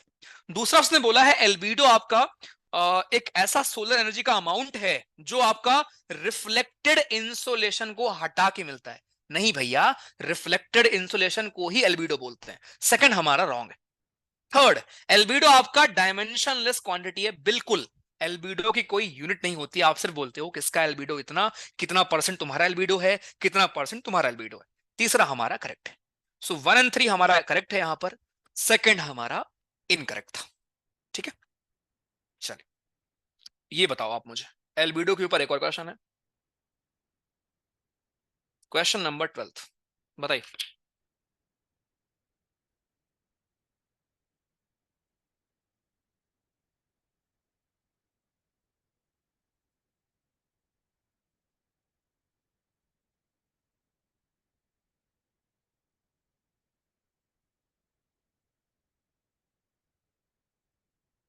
बताइए।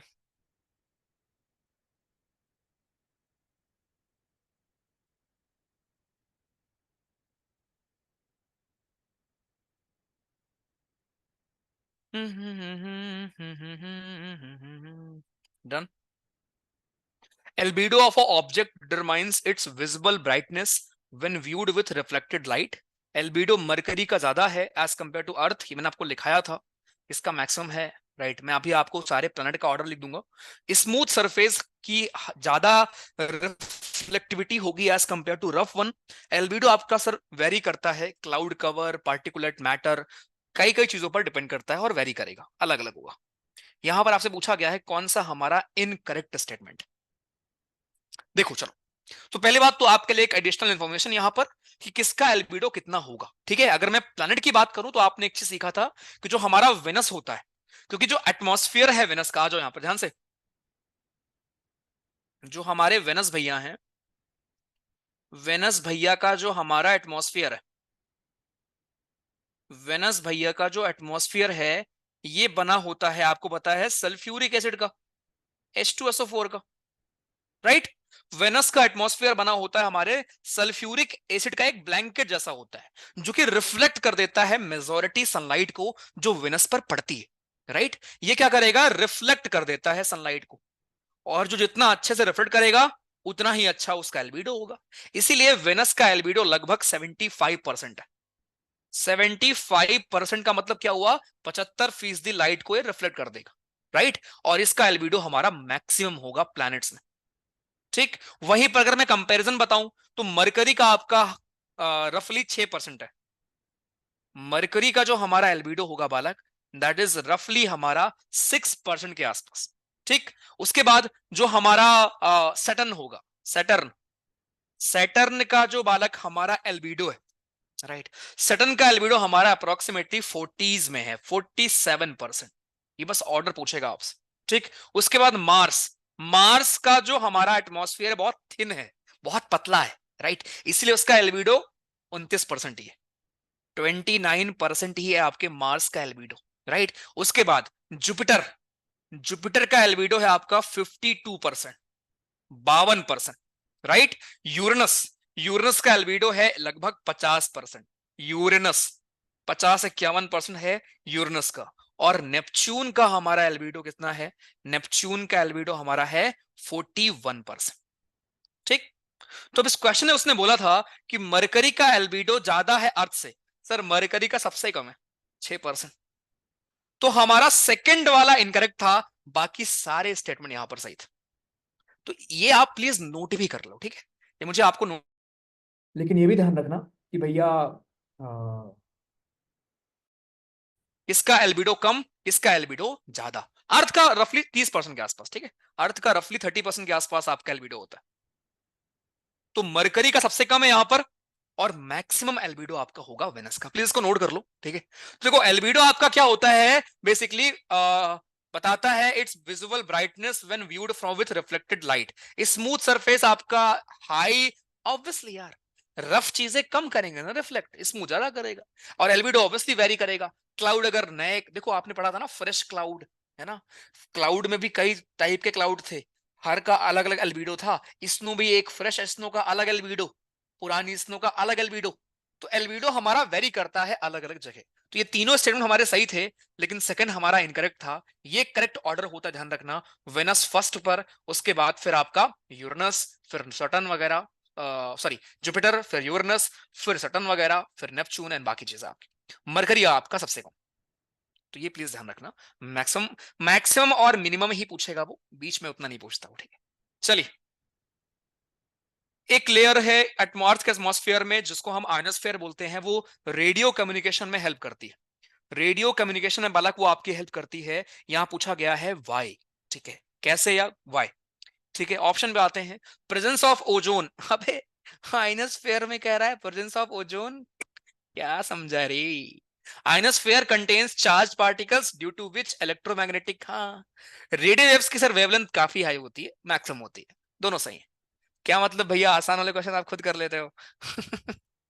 तो क्योंकि मुझे यहाँ तुमको समझाना होता है ना, इसलिए मैं आपको देता हूँ। चलो ये बताओ, बोल दे रहा हूँ।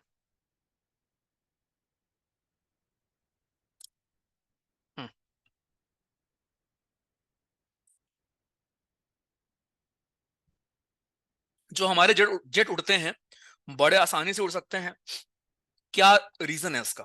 The jet aircraft fly very easily and smoothly in the lower stratosphere. What could be the appropriate explanation? कोई क्लाउड नहीं होते इसलिए, या कोई वर्टिकल विंड नहीं होती इसलिए। आसान सा क्वेश्चन है, चलो वेरी गुड, दोनों ही सही है हमारे, ठीक है। वर्टिकल विंड्स, यहां पर आपको बताया ना कि जो हमारा स्ट्रेटोस्फेयर का स्टार्टिंग में टेम्परेचर कांस्टेंट रहता है उस टाइम पर, राइट। टेम्परेचर आपका कांस्टेंट रहेगा शुरुआत में, एकदम सब कुछ एकदम काम रहता है, ठीक है, एकदम कामनेस रहती है।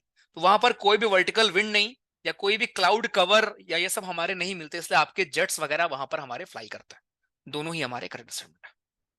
In the context of which of the following do some scientist suggest the use of cirrus cloud thinning technique? ये बहुत इंपॉर्टेंट टॉपिक है आपके लिए, लोग इस पर डिबेट कर रहे हैं, ठीक है, समझना इसको, क्या है ये। सो आजकल हमको पता है सर, ग्लोबल वार्मिंग खूब बढ़ गई। ग्लोबल वार्मिंग का मतलब क्या हुआ? ग्लोबल वार्मिंग का मतलब हुआ हमारे एटमॉस्फेयर में टेम्परेचर बढ़ जाना, टेम्परेचर का इंक्रीज हो जाना। अब आपको मैंने क्या सिखाया कि टेम्परेचर इंक्रीज कैसे होता है। अगर हमारे एटमॉस्फेयर में क्लाउड हैं, बादल हैं, तो बादल क्या करेंगे? बादल हीट को ट्रैप करके रिफ्लेक्ट कर देंगे वापस अर्थ पर, जिससे अर्थ पर गर्मी बनी रहेगी, राइट। तो जो आपके सिरस क्लाउड होते हैं, जो सॉलिड फॉर्म में होते हैं, एक्सट्रीमली होते हैं सॉलिड फॉर्म में, तो उनमें क्या होता है, हीट जाके हमारी ट्रैप हो जाएगी, और उन हीट को बहुत, मतलब ये हीट को निकलने नहीं देता, राइट। ग्लोबल वार्मिंग क्यों बढ़ रही है? क्योंकि हमारे जो कार्बन के पार्टिकल्स हैं, या जो हमारे बादल भी अगर आप देखोगे, राइट, या H2O देखोगे, इसमें आपकी हीट रुक जा रही है, हीट हमारी ऊपर उड़ नहीं पा रही। तो एक कॉन्सेप्ट अभी यहां पर साइंटिस्ट जिस पे बात कर रहे थे, कि जो हमारा सिरस क्लाउड है ना, इसको हम थिन कर देते हैं। थिन का मतलब क्या हुआ? थिन का मतलब जो बहुत मोटा एक क्लाउड बनता है सॉलिड फॉर्म में, इसमें हम कुछ न कुछ डालकर, कुछ न कुछ इंजेक्ट करके इसको हम थिन बना देंगे। इससे क्या होगा? इससे ज्यादा हीट हमारे एटमॉस्फेयर में उड़ जाएगी ऊपर, और यहां पर जो गर्मी है वो गर्मी कम हो जाएगी। तो इसका एम ये है कि वो रिड्यूस करेगा हमारे ग्लोबल वार्मिंग को। कितना इंटरेस्टिंग सोचो, है ना, इंटरेस्टिंग लगा, राइट। तो सिरस क्लाउड को थिन करने की बात हो रही है थोड़ी सी, जिससे कि क्या होगा, हीट उड़ जाएगी ऊपर, और भैया जी ये हो जाएगा।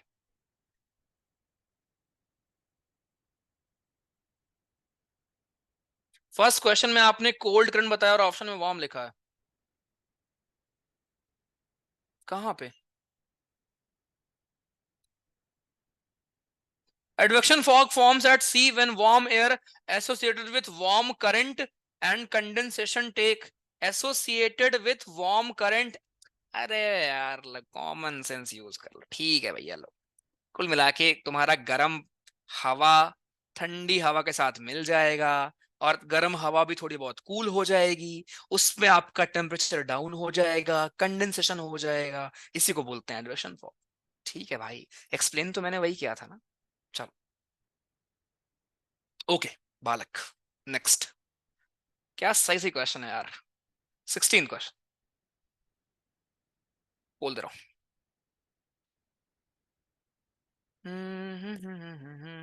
ध्यान से पढ़ो और जवाब दो।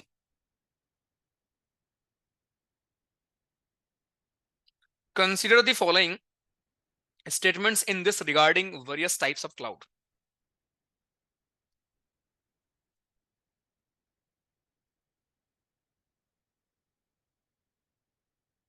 हम्म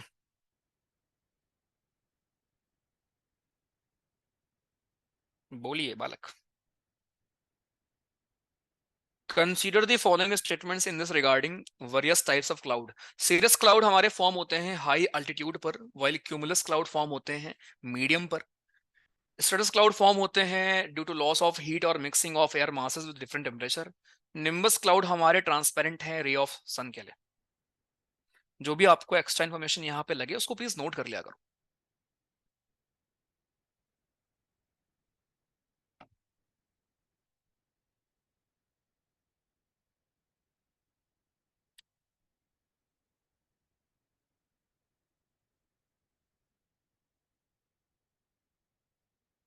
हाँ जी बताइए। कौन सा यहाँ पर इनकरेक्ट है आपसे ये पूछा गया है। विच of the following is incorrect, गलत कौन सा हमारा स्टेटमेंट है। गलत स्टेटमेंट हमारे कौन से हैं?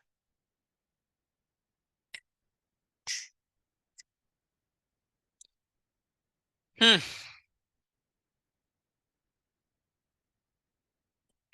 सो पहले बात तो क्यूमुलस क्लाउड कहां पर होते हैं ये मुझे बताओ। क्यूमुलस क्लाउड आपके कहां मिलेंगे भैया जी। Cumulus cloud. हम्म। क्यूमुलस क्लाउड मिलते हैं हाई पे क्या, मिडिल पे या लो पे? याद आया? जरा नोट्स खोल लो अपनी, नोट्स खोलो नोट्स। मिडिल में तुम्हारे अल्टो वाले थे सारे, तो पहला ही रॉन्ग है। ये आधा पार्ट सही है लेकिन आधा रॉन्ग है इसका। दूसरा कह रहा है स्ट्रेटस क्लाउड हमारे फॉर्म होते हैं due to loss of heat, ये क्या बकवास लिख रखा है। स्ट्रेटस क्लाउड्स फॉर्म होते हैं ड्यू लॉस ऑफ हीट और mixing of air mass with different temperature, नहीं ऐसा कुछ नहीं होता। दोनों रॉन्ग है यार। निम्बस क्लाउड, क्लाउड ट्रांसपेरेंट होते हैं ऑब्वियसली। तुम्हारे जितने भी गैसेस हैं, क्लाउड हैं, ठीक है, सारे ट्रांसपेरेंट ही तो होते हैं इनकमिंग सोलर रेडिएशन के लिए। थर्ड केवल सही है यहाँ पर। फर्स्ट एंड सेकंड आपका इनकरेक्ट है। फर्स्ट एंड सेकंड हमारा इनकरेक्ट है, थर्ड सही था बस यहाँ पर केवल। चलो। इक्वेटोरियल लो प्रेशर बेल्ट आपका एक जोन होता है जहां पर हवाएं कन्वर्ज करती हैं। ये भैया जो हमारा बीच में मैंने आपको बनाया था ना आईटी, जिसको हम बोलते हैं आईटी सीजेड। इधर की हवाएं इधर कन्वर्ज हो रही थी, इधर की हवाएं यहां कन्वर्ज हो रही थी। ठीक है। तो आपसे पूछा गया है जरा बताइए यहां पर कौन सा स्टेटमेंट हमारा बालक यहां पर करेक्ट है। स्टेटमेंट हमारा कौन सा यहां पे करेक्ट है देखो। तो इक्वेटोरियल लो प्रेशर हमारा एक बेल्ट ऑफ जोन है जहां पर हवाएं कन्वर्ज होती हैं, सही बात है। सब ट्रॉपिकल हाई प्रेशर है जहां पर हवाएं गिरती हैं। अरे भैया अगर हाई प्रेशर बन रहा है तो बच्चों वाला सेंस है कि वहां पर हवाएं गिर ही रही होंगी ना। जहां पर हवाएं गिरेंगी हाई प्रेशर वहीं बनेगा ना। ठीक। तीसरा, temperate low pressure belt are zone of convergence with the cyclonic activities. जो आपका टेम्परेचर, ये हमारा जो लो प्रेशर का जोन है यहां से लेके यहां तक का, सर ये हमारा, ये ऊपर यहां इधर, ये हमारा जोन है साइक्लोनिक एक्टिविटीज वगैरह यहां पर होती है। बिल्कुल सही बात। तीनों ही आपके स्टेटमेंट यहां पर करेक्ट। ठीक है। नेक्स्ट, जो आपकी हवा बहती है, अब मैं इसका पोल दे रहा हूं चलो। पूरा तुमको मैंने बना के ड्रॉ किया था भैया जी, नाम सहित, कैसे क्वेश्चन पूछता है तभी मैंने आपको बताया था। अगर ये क्वेश्चन ना कर पाओ तो फिर भाई धिक्कार है तुम पर। बताइए। Question number 18।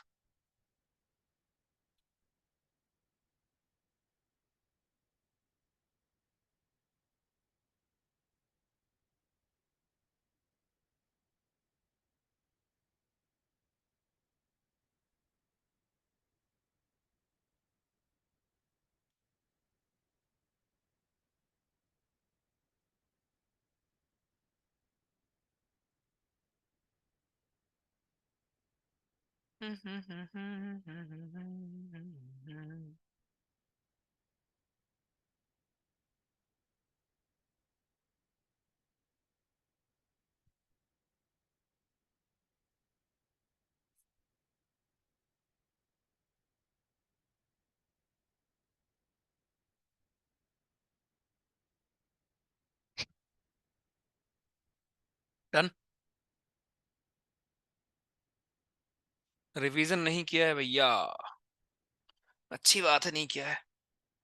The winds which blow between 30 degree north and 60 degree, और ये मुझे पर्सनली क्या मैसेज भेज रहे हो बे, 60 degree north south latitude through out the year, इनको हम कहते हैं वेस्टर्लीज। अभी जब मैं एक्सप्लेन करूंगा तो फिर आप बोलोगे भैया इतना आसान था। देखो, इधर आओ। उसने क्या बोला है, आप क्वेश्चन रीड नहीं करते हो। भैया जी ने हमारे बोला है कि 30 डिग्री नॉर्थ से लेकर, ये रहा तुम्हारा 30 डिग्री नॉर्थ से लेकर 60 डिग्री साउथ तक बहती है वेस्टर्लीज। मैं अगर अपने उस बांडिया को पढ़ाया होता ना, उसका नाम बांडिया वैसे नहीं है, मैं बांडिया बोलता हूँ, मैं उसको अगर बताया होता ना कि भैया तुम्हारा वेस्टर्लीज कहाँ बहती है, तो वो कर लेता वो खुद। अबे वेस्टर्लीज इसके ऊपर बहेगी ना, और इसके नीचे बहेगी इधर। तुम यहां से लेकर यहां तक वेस्टर्लीज कैसे बहा रहे हो? यहां तुम्हारी ट्रेड विंड बहती है जो ईस्टर्लीज होती है। पहला ही तुम्हारा रॉन्ग है। जब पहला ही रॉन्ग है तो बचा ही क्या तुम्हारे लिए? कुछ बचा ही नहीं। हाँ, कुछ बोलने के शब्द बचे तुम्हारे पास? इसको भी गलत कर रखा है, बताओ। ये हाल है।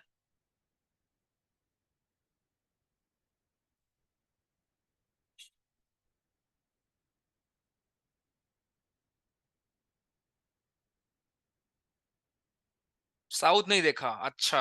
तो भैया ये कौन पढ़ेगा भैया मेरे? पीयूष रो ही लो भैया, एक काम करो, रोने का रख देते हैं सेशन, है ना? कोई लड़ना तो आता नहीं तुम लोग को, है ना? वही बच्चों वाली चीजें कराता रहा हूँ, उसी में तुम खुश रहोगे। थोड़ा टफ मिला, रोना स्टार्ट हो गया, भैया फट रही है, ये हो रहा है, वो हो रहा है। यहाँ तुम्हारी फट रही रिटर्न में गोली चलेगी तो क्या हाल होगा भैया तुम्हारा? चलो बताइए, 19 क्वेश्चन बोल दे रहा हूँ।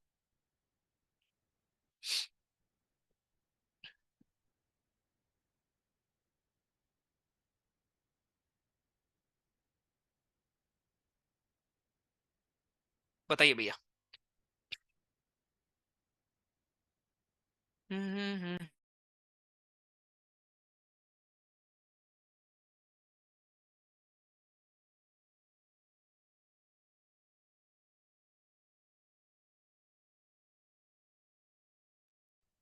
इन which of the following situation condensation can take place?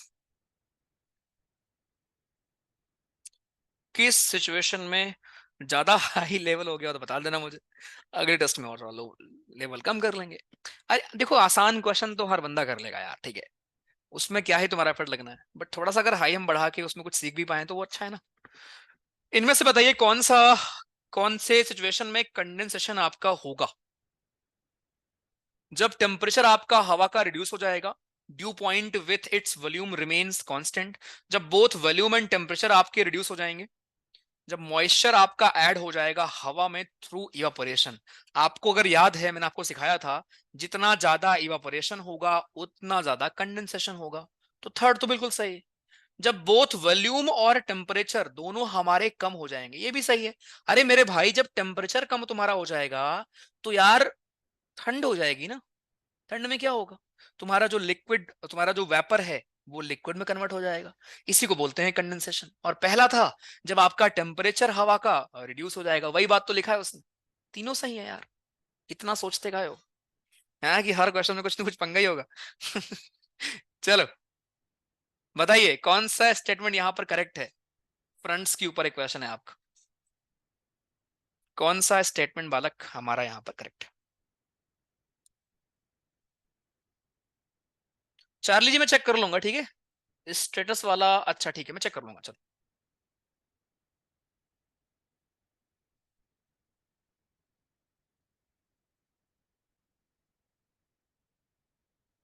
Which one of the following statement is in correct? बताइए, इनमें से कौन सा आपका स्टेटमेंट भैया जी हमारा सही है?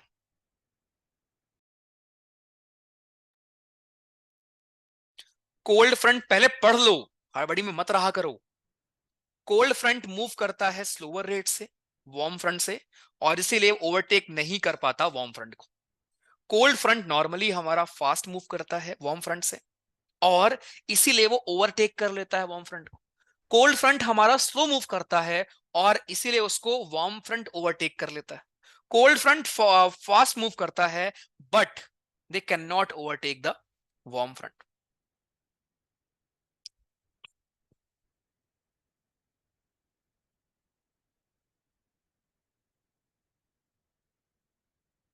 अगर आप याद करें, मैंने आपको कोल्ड फ्रंट क्या होता है, वार्म फ्रंट क्या होता है, ऑक्लूडेड क्या होता है, एक लड़ाई कराई थी हमने, और उस लड़ाई का विनर कौन था? याद करिए भैया।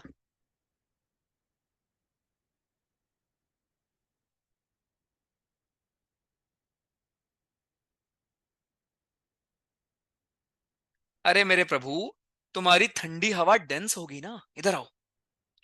यही मैंने तब भी बताया था, देख लो रिवीजन तुम्हारे सामने है।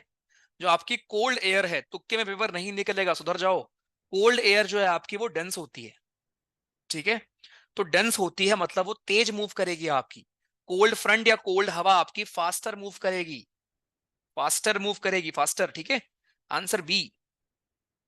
कोल्ड फ्रंट हमारे नॉर्मली फास्ट मूव करती है और ओवरटेक कर लेती है वार्म फ्रंट को। अब ओवरटेक से ये मत समझना कि वार्म वार्म हवा नीचे कोल्ड हवा ऊपर। ओवरटेक का मतलब अगर दोनों हवाएं मिलती हैं तो कोल्ड फ्रंट उसको धकेल देती है ऊपर की तरफ, किसको, वार्म फ्रंट को। ओवरटेक करके उसको ऊपर की ओर पुश कर देती है, ठीक है। इसी को हम कोल्ड फ्रंट बोलते थे। आंसर हमारा बी है। चलिए, with reference to rainfall consider the following statement. बताइए, रेनफॉल के बारे में यहां पर कौन सा स्टेटमेंट आपका सही है। With reference to rainfall, which of the following statement is correct?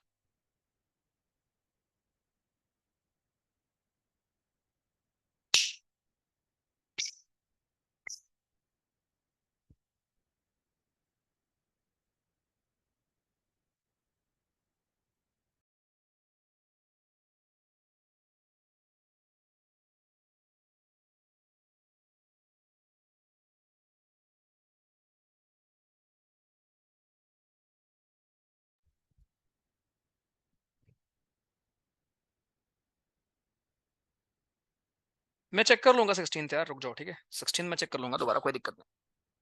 16 में काफी लोग कोड ने बोला है ना, चेक कर लूंगा मैं भी, ठीक है।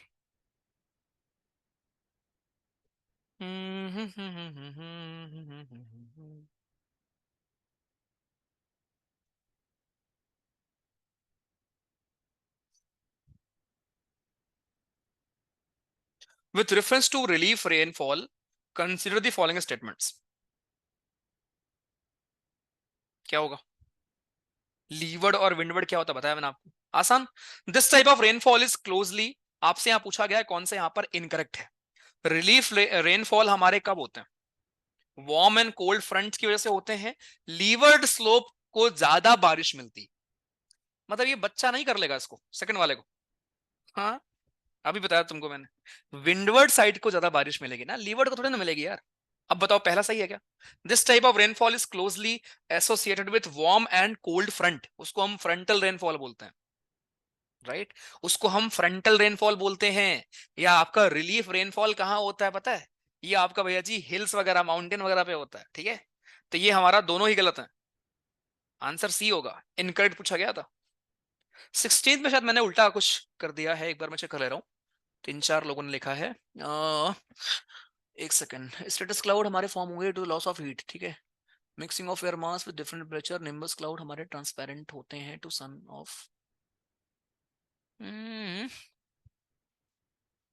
स्ट्रेटस क्लाउड होंगे या ट्रांसपेरेंट, फिर तो उस लॉजिक के हिसाब से यार, अगर हमारा सेकंड यहाँ पर करेक्ट है उसके हिसाब से, फिर तो इसका आंसर क्या होगा?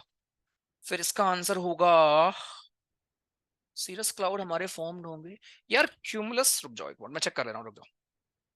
क्यूमुलस यार मिडिल में होंगे ना, cumulus clouds formed in middle. हाँ ठीक है, मिडिल में भी इसको मान लेते हैं, नो में भी मान लेते हैं, मिडिल में, ठीक है। फिर आंसर बी है, ठीक है। मिडिल में भी उसको हम कंसिडर कर लेते हैं, ठीक है, आंसर बी है। चलो गुड।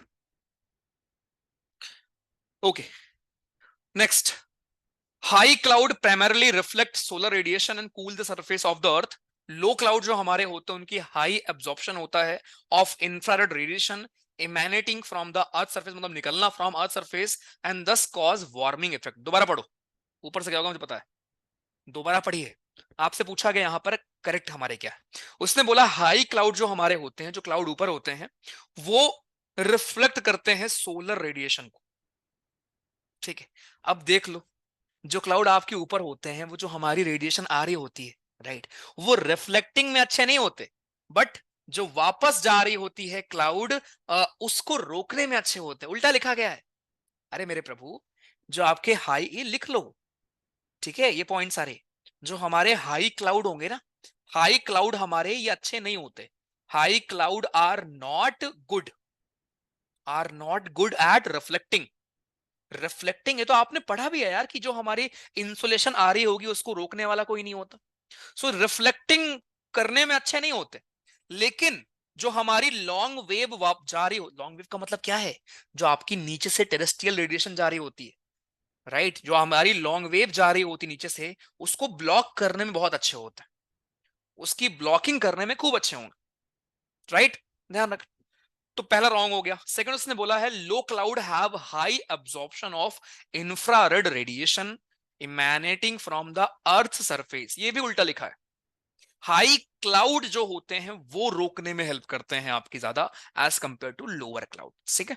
हाई क्लाउड जो आपके बड़े बड़े क्लाउड ऊपर हो, अभी किसकी बात की थी, अभी हमने सिरस की बात की थी ना, कि सर सिरस को हम थिन कैसे कर रहे हैं, राइट। तो आपका सिरस हो गया, क्यूमुलस हो गया, ये वो क्लाउड है जो कहीं ना कहीं रोकने का काम करते हैं, ठीक है। चलिए सेकंड भी रॉन्ग है, उल्टा लिखा गया है, ठीक है। उल्टा कैसे लिखा गया है, मतलब जो लो क्लाउड होंगे वो हमारे लॉन्ग वेव एनर्जी को ज्यादा नहीं रोक पाते, लेकिन जो हाई क्लाउड होंगे वो रोक पाते हैं। और जब इनकमिंग रेडिएशन है तो उसको हाई क्लाउड रिफ्लेक्ट नहीं करते, आने देते हैं कि जाओ भैया घूम के आओ नीचे। लेकिन जब वापस वो हमारा लॉन्ग वेव के फॉर्म में जा रहा होता है, जिसको आप टेरेस्ट्रियल रेडिएशन कहते हो, उसको हमारे हाई क्लाउड रोक लेते हैं, ब्लॉक कर देते हैं, ठीक। उल्टा लिखा था। चलिए भैया, ट्रॉपिकल जोन में western section of oceans are warmer. अब ये एक फैक्ट पूछा गया आपसे कि जो हमारा ट्रॉपिकल जोन है, राइट, ये जो हमारा ट्रॉपिकल जोन है, इस रीजन में जो हमारा वेस्टर्न सेक्शन है ओशन का, वो गर्म ज्यादा है as compare to eastern section, due to trade wind, right. क्योंकि आपकी हवाएं यहां कौन चलती हैं, ईस्टर्लीज चलती हैं। ईस्टर्लीज का मतलब इधर हवाएं जाती हैं इस तरफ, राइट। दूसरा, टेम्परेट जोन में westerlies make the eastern section, मतलब उसी का उल्टा लिखा है, दोनों ही सही। आप चाहे तो ये फैक्ट नोट कर सकते हैं, और ये भी नोट कर लें कि यहां पर चलती है वेस्टर्लीज, यहां पर चलती है आपकी ईस्टर्लीज, ये तो आपको पढ़ा भी था, ठीक है। तो क्योंकि यहां पर पूर्वैया चलती है, ईस्टर्लीज चलती है, उसकी वजह से जो वेस्ट तरफ हमारे ओशंस हैं वो हल्के गर्म हैं, राइट। क्योंकि आपका जो इक्वेटर का गर्म पानी हो या कुछ भी हो, सब इधर की ओर आ जाएगा, क्योंकि हवा अपने साथ लेके आएगा, राइट। हवा अपने साथ लेके आएगा, इसीलिए वेस्टर्न साइड पर चीजें आपको गर्म मिलेंगी, कहां पर, यहां से यहां तक। लेकिन टेम्परेट जोन में क्या होगा, इसका उल्टा होगा, ईस्टर्न साइड पर आपको गर्म मिलेगा। दोनों ही हमारे स्टेटमेंट सही थे, प्लीज इसको नोट कर लीजिए। चलिए, ओशन करंट हमारे होते हैं slow surface movement of water in ocean. Ocean current हमारे असिस्ट करते हैं मेंटेन करने में अर्थ के हीट बैलेंस को, राइट। दूसरा है, ocean current are set in motion primarily by prevailing winds. Ocean current are affected by configuration of ocean. ध्यान से पढ़ो और पोल में टिक करो। चलो भैया, हाँ मोस्टली सारे ही सीसी के पीवाईक्यूज थे, ठीक है। थोड़ा सा हाई लेवल हो गया बट चलेगा, निराश मत होना, ठीक है। ऐसा नहीं कि भैया हाई लेवल था, राइट, सीखने को मिला आपको। और ट्रस्ट मी, सीडीएस में जैसे वो उसने लेवल बढ़ाया है, you never know, direct PYQ ही पूछ लेगा वो सीएसई का, ठीक है। तो कर लोगे आप, बताइए। कह रहा ओशन करंट हमारे स्लो सरफेस मूवमेंट होते हैं पानी के।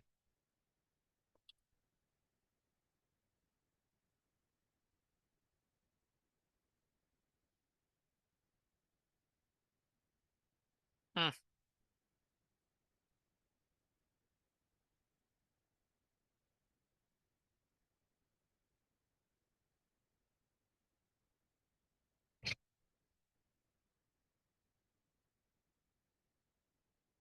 नहीं आज गूगल फॉर्म टेस्ट नहीं है।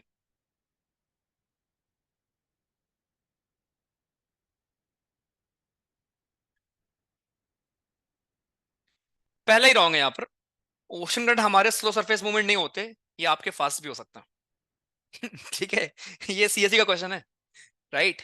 ये आपके स्लो सरफेस मूवमेंट नहीं होते सर, फास्ट मोशन भी होता है, फास्ट मूवमेंट भी होता है, पहला ही रॉन्ग है। उसके बाद कह रहा है ओशन करंट हमारे असिस्ट करते हैं अर्थ के, ऑब्वियसली यार, हीट बैलेंस को कैसे मेंटेन रखेंगे, अरे भाई गर्म पानी है ठंडा पानी है, तो वो हीट के बैलेंस को बना के रखेगा ना, सेकंड सही है।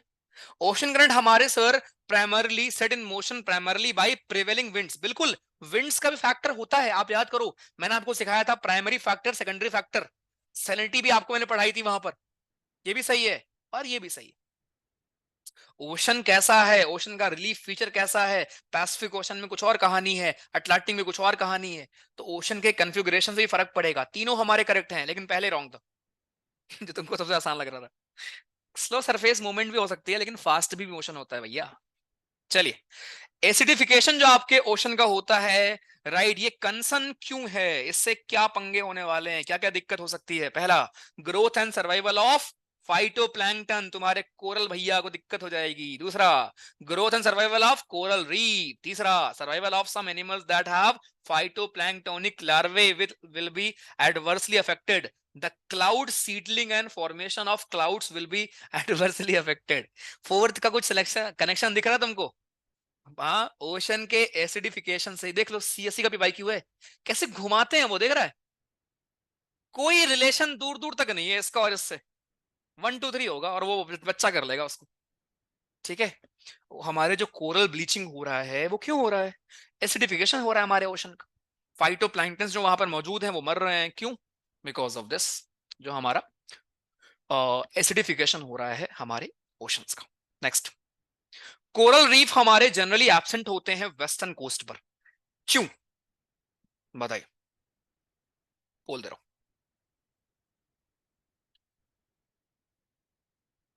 जो हमारा वेस्टर्न कोस्ट है, उधर आपको कोरल रीफ ज्यादा नहीं मिलते। वाई, क्या रीजन हो सकता है?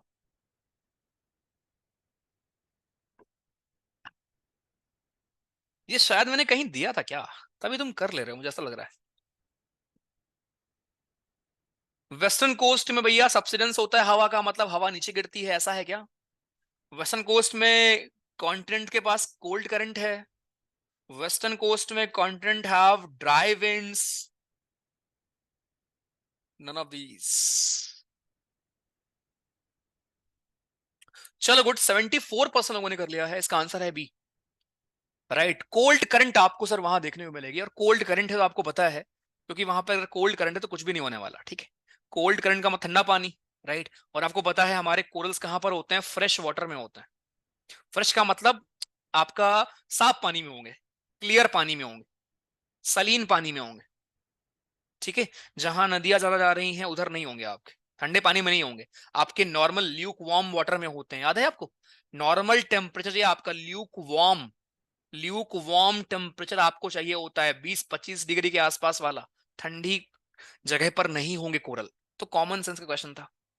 चलिए, मोस्ट ऑफ द दुनिया का कोरल रीफ हमारे ट्रॉपिकल वाटर में है। मोर देन 1/3 दुनिया के कोरल रीफ आपको मिलेंगे ऑस्ट्रेलिया, इंडोनेशिया, फिलीपींस में। कोरल रीफ होस्ट करता है हमारे बहुत ज्यादा more number of animal phyla than those hosted by tropical rain forest. Right, तो यहां पर सर तीनों ही सही है। राइट, इतनी बोल्ड बात अगर यहाँ लिखी गई है, तीनों हमारे करेक्ट हैं, देख लो। तो मैक्सिमम आपको कोरल रीफ मिलते हैं ट्रॉपिकल वाटर में, मतलब ट्रॉपिकल रीजन में मिलेंगे। ठीक है, यहां से लेके यहाँ के बीच में। ऑस्ट्रेलिया हो गया, इंडोनेशिया हो गया, फिलीपींस हो गया, यहां भी दुनिया का 1/3 कोरल रीफ आपको देखने को मिलता है। ठीक, अब कोरल रीफ में सर इतने ज्यादा आपको एनिमल्स, इतनी ज्यादा वैरायटीज मिलेंगी जितनी आपके ट्रॉपिकल रेन फॉरेस्ट में भी नहीं है। रेन फॉरेस्ट क्या होते हैं? अगर आपने अमेजन रेन फॉरेस्ट का नाम सुना है, राइट, जहां पर अलग अलग प्रकार के जीव जंतु रहते हैं। ठीक है, तो ये तीनों हमारे करेक्ट है।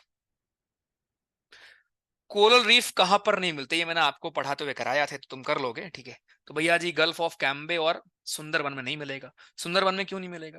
हमारी वहां पर नदी आ रही होती। चलिए, 29 क्वेश्चन। पहचानिए कौन सी हवा की बात कर रहा हूं। फोकस इधर, गायब ना तुम्हारा फोकस। हाँ, जोश में बहुत रहते हो तुम शुरू में, और उसके बाद हालत खराब तुम्हारी। पढ़ो उसको और बताओ। कंफर्ट जोन से निकलो बाहर, हर चीज आराम का नहीं मिलेगा तुमको। बताइए।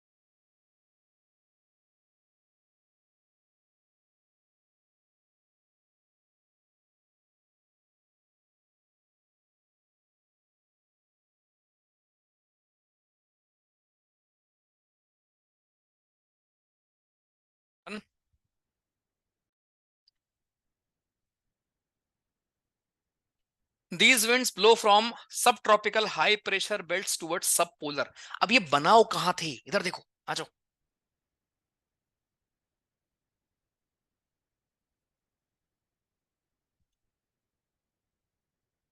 0 डिग्री, राइट। यहां पर आपका बनता था क्या? अबे यही तो था तुम्हारा सब ट्रॉपिकल हाई प्रेशर जोन, याद आया? दोनों तरफ हेडलेसल तुम्हारा। अब वो कह रहा है पहचानो कौन सी हवा की हम बात कर रहे हैं। ये आपकी हवाएं उठती हैं कहां से? सब ट्रॉपिकल हाई प्रेशर बेल्ट से टुवर्ड्स सब पोलर, मतलब ऊपर की तरफ जाती हैं। ऐसे जाएंगी, ऐसे जाएंगी, ठीक है, ऐसे आएंगी। और अगर ऐसे जाएंगी तो राइट मुड़ जाएंगी, यहां पर, यहां लेफ्ट मुड़ जाएंगी, ठीक है। तो अब खुद ही समझ लो मैं क्या ही बोलूं इसमें। इतना हिंट देने के बाद। अबे वेस्टर्लीज होगा और क्या होगा, ठीक है चलो। ये एज इट इज पढ़ाया हुआ कॉन्सेप्ट है, इस बार पीवाईक्यू भी था, राइट भैया जी। एब्सोल्यूट ह्यूमिडिटी क्या होता है? Actual amount of water vapour.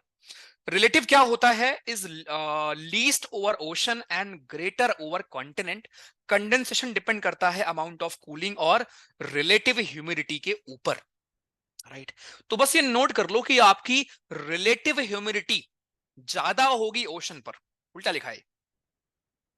Relative humidity आपकी ज्यादा होती है ओशन पर, ग्रेटर ओवर ओशन, ओशन पर ज्यादा होगी और लेस होगी हमारे कॉन्टिनेंट पर, ठीक। सेकंड हमारा इनकरेक्ट था, बाकी दोनों आपके। एक सेकंड, उसने इनकरेक्ट ही पूछा था ना, हाँ सेकंड ही हमारा होगा। चलिए, अब देखो ये आपके आसान वाले क्वेश्चन भैया, ये प्योरली सारे आसान क्वेश्चन है आपके। सन का हेलो पूछ रहा है कौन से क्लाउड में बनता है, ड्यू पॉइंट क्या होता है, ठीक है, फैकोलिथ लैकोलिथ तुम्हारी पूरी ज्योग्राफी का है, देखो। आइसो हाइड ये पढ़ा था आपने। सैलिनिटी के हिसाब से कौन सा सी है, ठीक है। ये आपका ओजोन लेयर, फिर ये कौन से फैक्टर, ये आपका पीवाईक्यू है, सीरियस का पीवाईक्यू है तो, ठीक। ये देखो माउंट किलिमंजारो किधर है, डायस्ट्रोफिज्म वेदरिंग पेनी प्लेन, ये देखो जो कल का टॉपिक था अपना, गॉर्ज वी शेप्ड वैली किससे बनता है, ठीक है। तो अभी तक हुए हैं हमारे 30 क्वेश्चन, मजा आया है बच्चा जी, बताइए। हम्म। अरे भाई थक गए यार, बहुत चिल्लाना पड़ा। क्वेश्चन सही है क्या? सर 19 क्वेश्चन सीपीयू में था, क्या बात कर रहे हो? आईएएस का आईएएस का क्वेश्चन सीपीयू में कैसे आने लगा?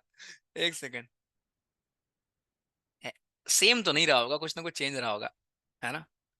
सेम तो नहीं आ सकता भाई। ओके चलो। हम्म, डन। ये ब्रेक ही था तुम्हारा भैया, दिस वॉज योर ब्रेक, रुक जाओ 1 मिनट।